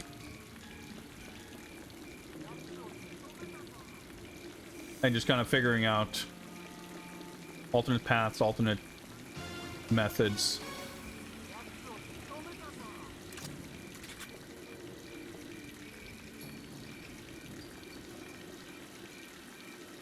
I tried to do a daring leap, it did not work. So I wonder if I could go over there and, like, that seems a little too conspicuous to be nothing.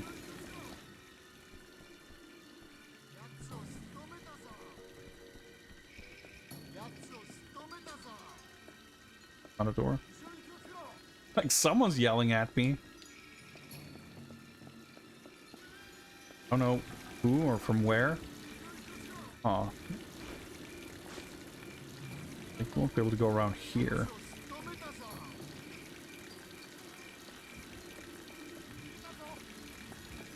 I can't find the guy, but... Aha!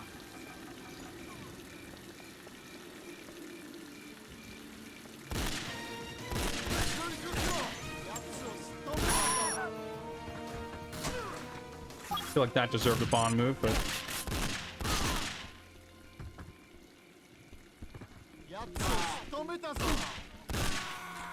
It's a little bit unsatisfying. Like, this gun, unlike the PPK, does have a limited rate of fire.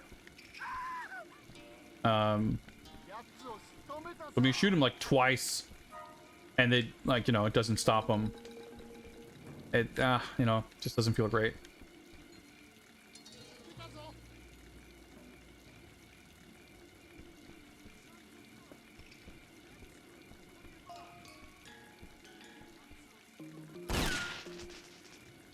I don't know if I need to destroy that computer, but find door leading to Mayhew. Okay, I guess we're basically done. We rescued all the geisha girls.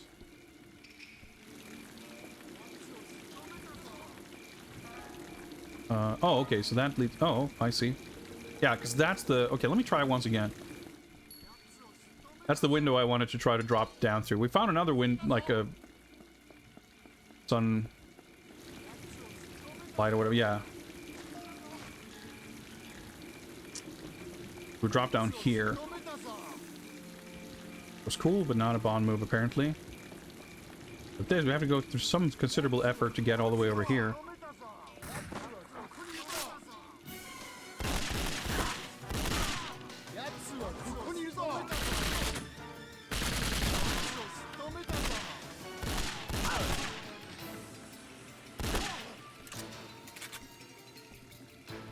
Red trenchcoat man.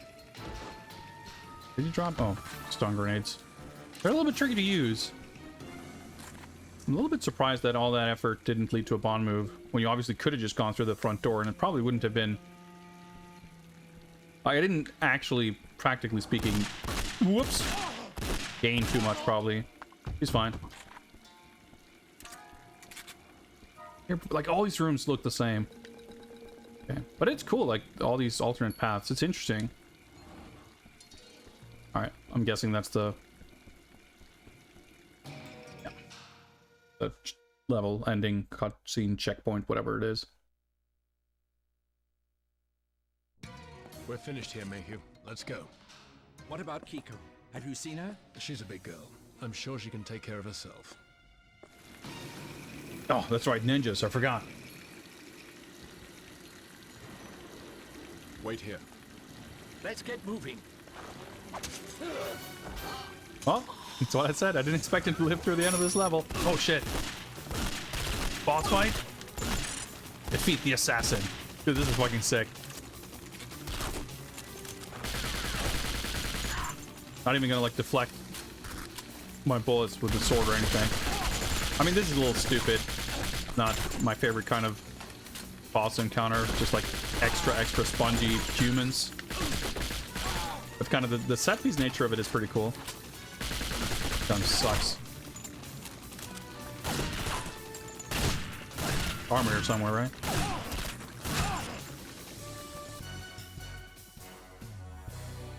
Yeah, as a fight, that wasn't particularly interesting. But the way it was all like structured and framed, that was really cool. The code key you found in my safe will lead you to the Nightfire evidence, the Phoenix building in Tokyo. Tokyo? You'll need the password to the mainframe. It's Afterburn. I thought the evidence was here, Mayhew. I did a little extra insurance policy to keep me alive. A lot of good it did me. It's like, what the fuck, Mayhew? I have to do more work? I was pinned down. Alex. I promise you, Drake will pay. Like, wait. Kiko, First, you're not safe. let's make out. Come with me. We can mourn later.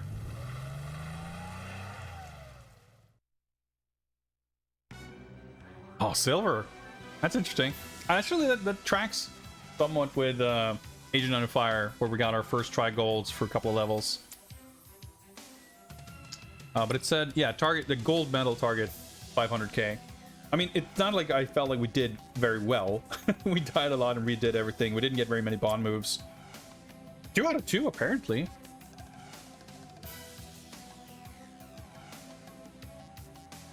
Stealth rating 40%. Target none. That still got us 10k. So I reckon that we lost a considerable amount of score for time and accuracy, I guess. Which I guess, like, if I just not used the submachine gun, we would be fine. I like this song. Like, it's a little... Well, it's a lot cheesy, but it should be. And, like, it's got a little bit of that electro noise to it, but it's not, like, embarrassingly 2000s. Like, it sort of... It wraps around, because it goes crazy on the fucking brass. It's cool. I like this track. Music's good overall. I mean, this game overall, in general, is, like... I feel like, so far, unless this game can, you know, commits any major fuck-ups, we've got a pretty strong S-tier candidate. And I'm just so happy that even though I couldn't remember really any specifics about this game, like, literally in terms of what happens in a level, that first level, I remembered the broad strokes of it. I remembered you sneak into the castle. I remember the courtyard section. I remembered you walk around inside without a weapon. I remembered you then start shooting dudes. And I remember there's the gondola with the rocket launcher and the helicopter. Like, I didn't remember the layout and, you know, the specifics of everything, but most of what happened in that level was like, yeah, I kind of remember this. I have everything after that. I have, like, no memory of whatsoever. But the memory of enjoying the game is turning out to be completely accurate. And even, like, the score stuff, everything. In Agent Under Fire, I had a very, very slight feeling of, you know, well, we got gold on these. It seems easy enough. I wonder what it's like to try to go for platinum, but I didn't have, like, an actual desire to do it for the sake of playing the level again. But here it's like, fuck, I know there's cool bond moves in the first stage that we didn't get to see. like cool little stunts, like little zip line things. Like I want to say that there's that truck in the beginning, and I'm pretty sure you're supposed to be able to like drop onto the bed of the truck, maybe from some kind of zip line.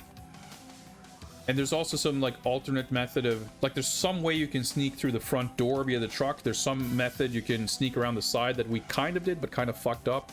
And there's like a third, there's like multiple ways of doing things, and some of them isn't just like an alternate path, but also an alternate path that leads to a little moment. You know, it's not like the most elaborate stunt, but it's something they handcrafted to create this little cool sequence.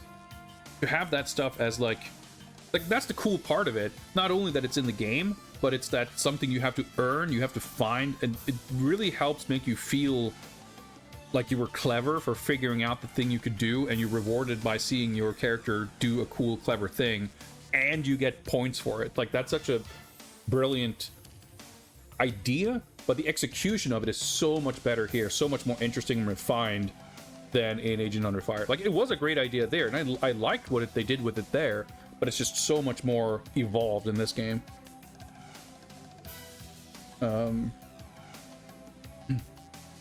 Yeah, so, I mean, it could also be that the first level is like, they put a lot of extra care into that one, so maybe that one is a little bit more elaborate than some of the other levels. But the fact that you even have, like, it's funny that we started talking about Hitman, because that first level in particular kind of feels, it's structured in some ways kind of similarly to modern Hitman, where it is designed that way to like let you approach it from different angles.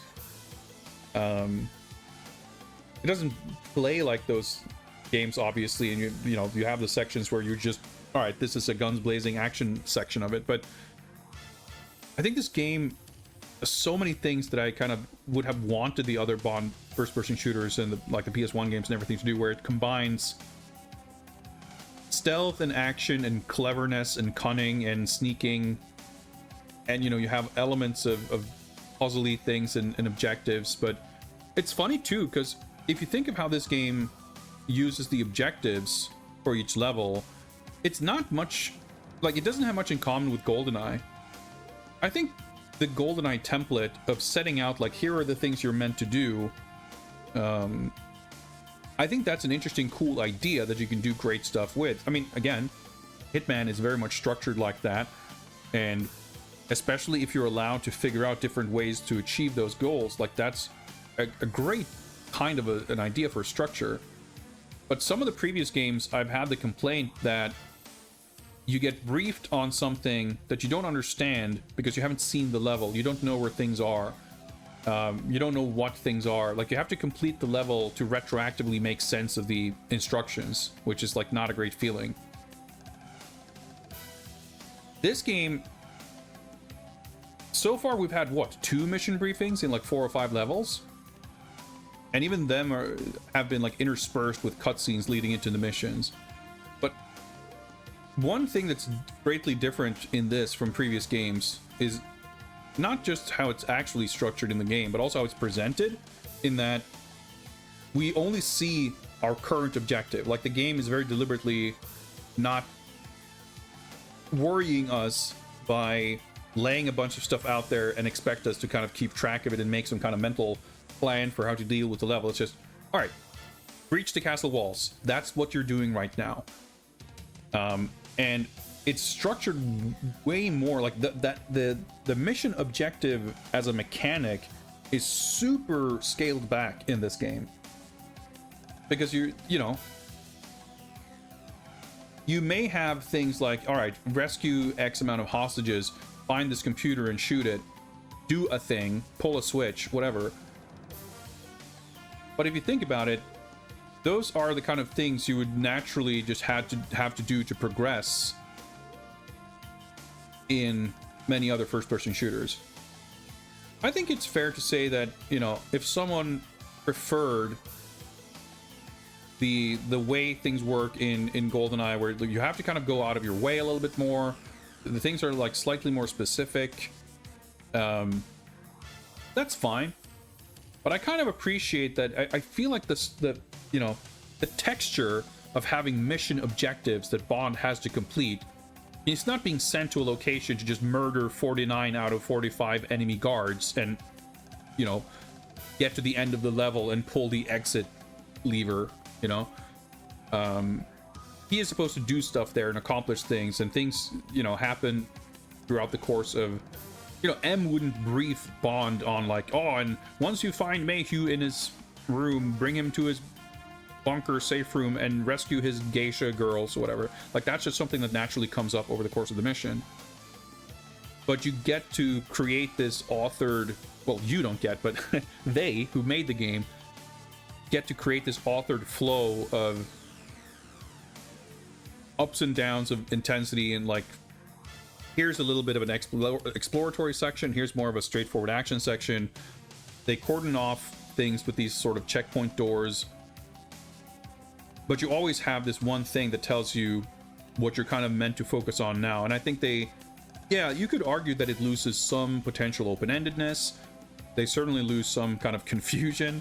But again, there's two sides to that coin, because this is more streamlined, it is more straightforward. But I think because they put such effort into the mid-mission narrative and like having Bond interact with characters, react to the situation, it doesn't feel like, I don't at least feel like I've lost much. Like, if you think of, I don't know, the world's not enough, there's like the level where the MI6 headquarters is attacked, and you get this list of things that makes no sense before you do the mission. You read them and you can't understand what half of it means. And it's like, all right, so it's breached, there's enemies there, blah, blah, blah. Okay, now we have to go pull this switch to open this fire door, whatever. And having seen that list ahead of time doesn't like help with immersion or makes it cooler. You still have to do these things in a very specific order. You go from, you know, checkpoint to checkpoint to checkpoint to, you know, or to these, not checkpoints, but like objective marker points, whatever, you know. You hit these triggers, you interact with someone, you pull a switch, you shoot an enemy. And I feel like I like that this game doesn't pretend, like it's not forced into a pattern of mechanics that sort of exist around or outside of what you do anyway. I think they managed to maintain, if not all, at least very close to all of the flavor and texture that is added by having those kinds of mission objectives, but they streamline and simplify it a lot compared to something like GoldenEye and the games that came after. To the point where it's like, it's very natural. I don't think about it, and I don't miss it. I don't miss having that stuff more like laid out ahead of time, and more like, you know, you can still fail missions for you know, hostages dying or something else fucking up.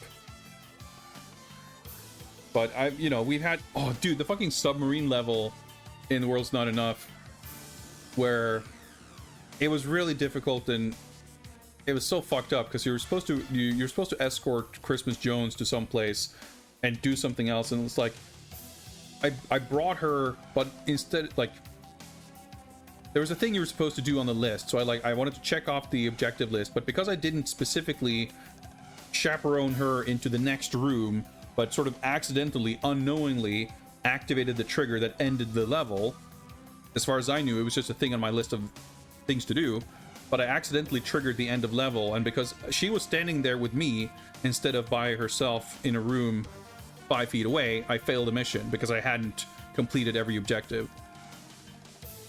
And that's just fucking dumb. So I really appreciate the way this game streamlined it. I wouldn't necessarily say that I think this is superior, but I think it works great for this game, and I don't miss the way it was done in the other games. But the other thing I wanted to mention real quick was about the mission briefing too. I think I'd said this even when we talked about one of those previous games. It might have been World's Not Enough, but where I like having them there. Having mission briefings from M as an element in your Bond game, I think, is good. That's something that should be present, but it doesn't have to be in front of every level. And lo and behold, that's exactly what this game does. When we actually have a new mission, we get a briefing. And instead of the briefing working as a synopsis and summary of what happened in the plot, we get a cutscene showing the plot progressing, during which we get what feels like a synopsis of the mission briefing. Which I feel like is a vastly more engaging way of doing it. And the fact that we've got so many cutscenes, not just at the end and beginning of every mission, but like mid-mission. I mean, I wasn't joking when I felt like after 1 or 2 levels, we'd had more character moments, dialogues, and cutscenes than throughout the entirety of Agent Under Fire. It's such a gigantic quantum leap in terms of not just quality, but also capturing the essence of like a Bond film. I'm so excited and curious to see the other games after this, but at this point, I feel like, man, this game is going to be so hard to top.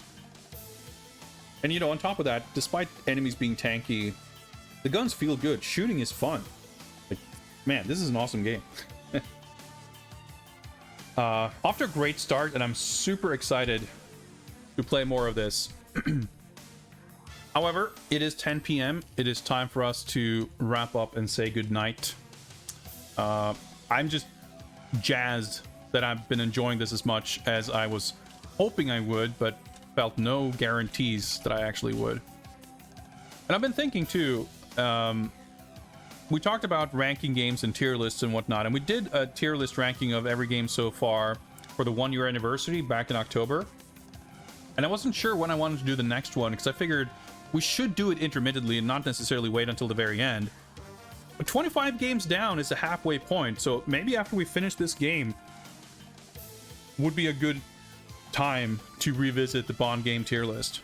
I'll think about it, because we probably have, I'd say we probably have a few more streams of this. It's possible that we could finish this on Saturday, but I'm enjoying it a lot, so I'm not necessarily in a massive rush to complete it. But we'll see. We'll see. We're going to continue it on Saturday for sure. We'll see how far we get through it. Once again, thank you to everyone who helped reach the community goal for the next Viewers' Choice versus Fighting Game stream. We will do that. Not this Friday, I would say, but next week, most likely. Keep your eyes peeled to the Discord, as I will make announcements there. Yeah, I gotta update the spreadsheet with the stats for this game, by the way, but I'll do that after we cut the stream. This music's good too, man. Alright, we are wrapping up here. So let's see if there's someone we may want to raid. Sejouf doing 100% speedrun something French of Balatro. I haven't seen that game, but I've heard people talk about it. It seems sick. Sejouf is good people. Host, of course, of the Ondeuse tournament, and gracious host, flying me and Goaty out to Paris for the finals last year. That was a lot of fun. So let's watch some French poker roguelike action and say hi to Sejouf. Thank you very much for hanging out. I'll see you guys back here on Saturday for more Bond action. Man, I can't wait. Have a nice rest of your week. I'll see you then. Thank you very much for watching. Bye.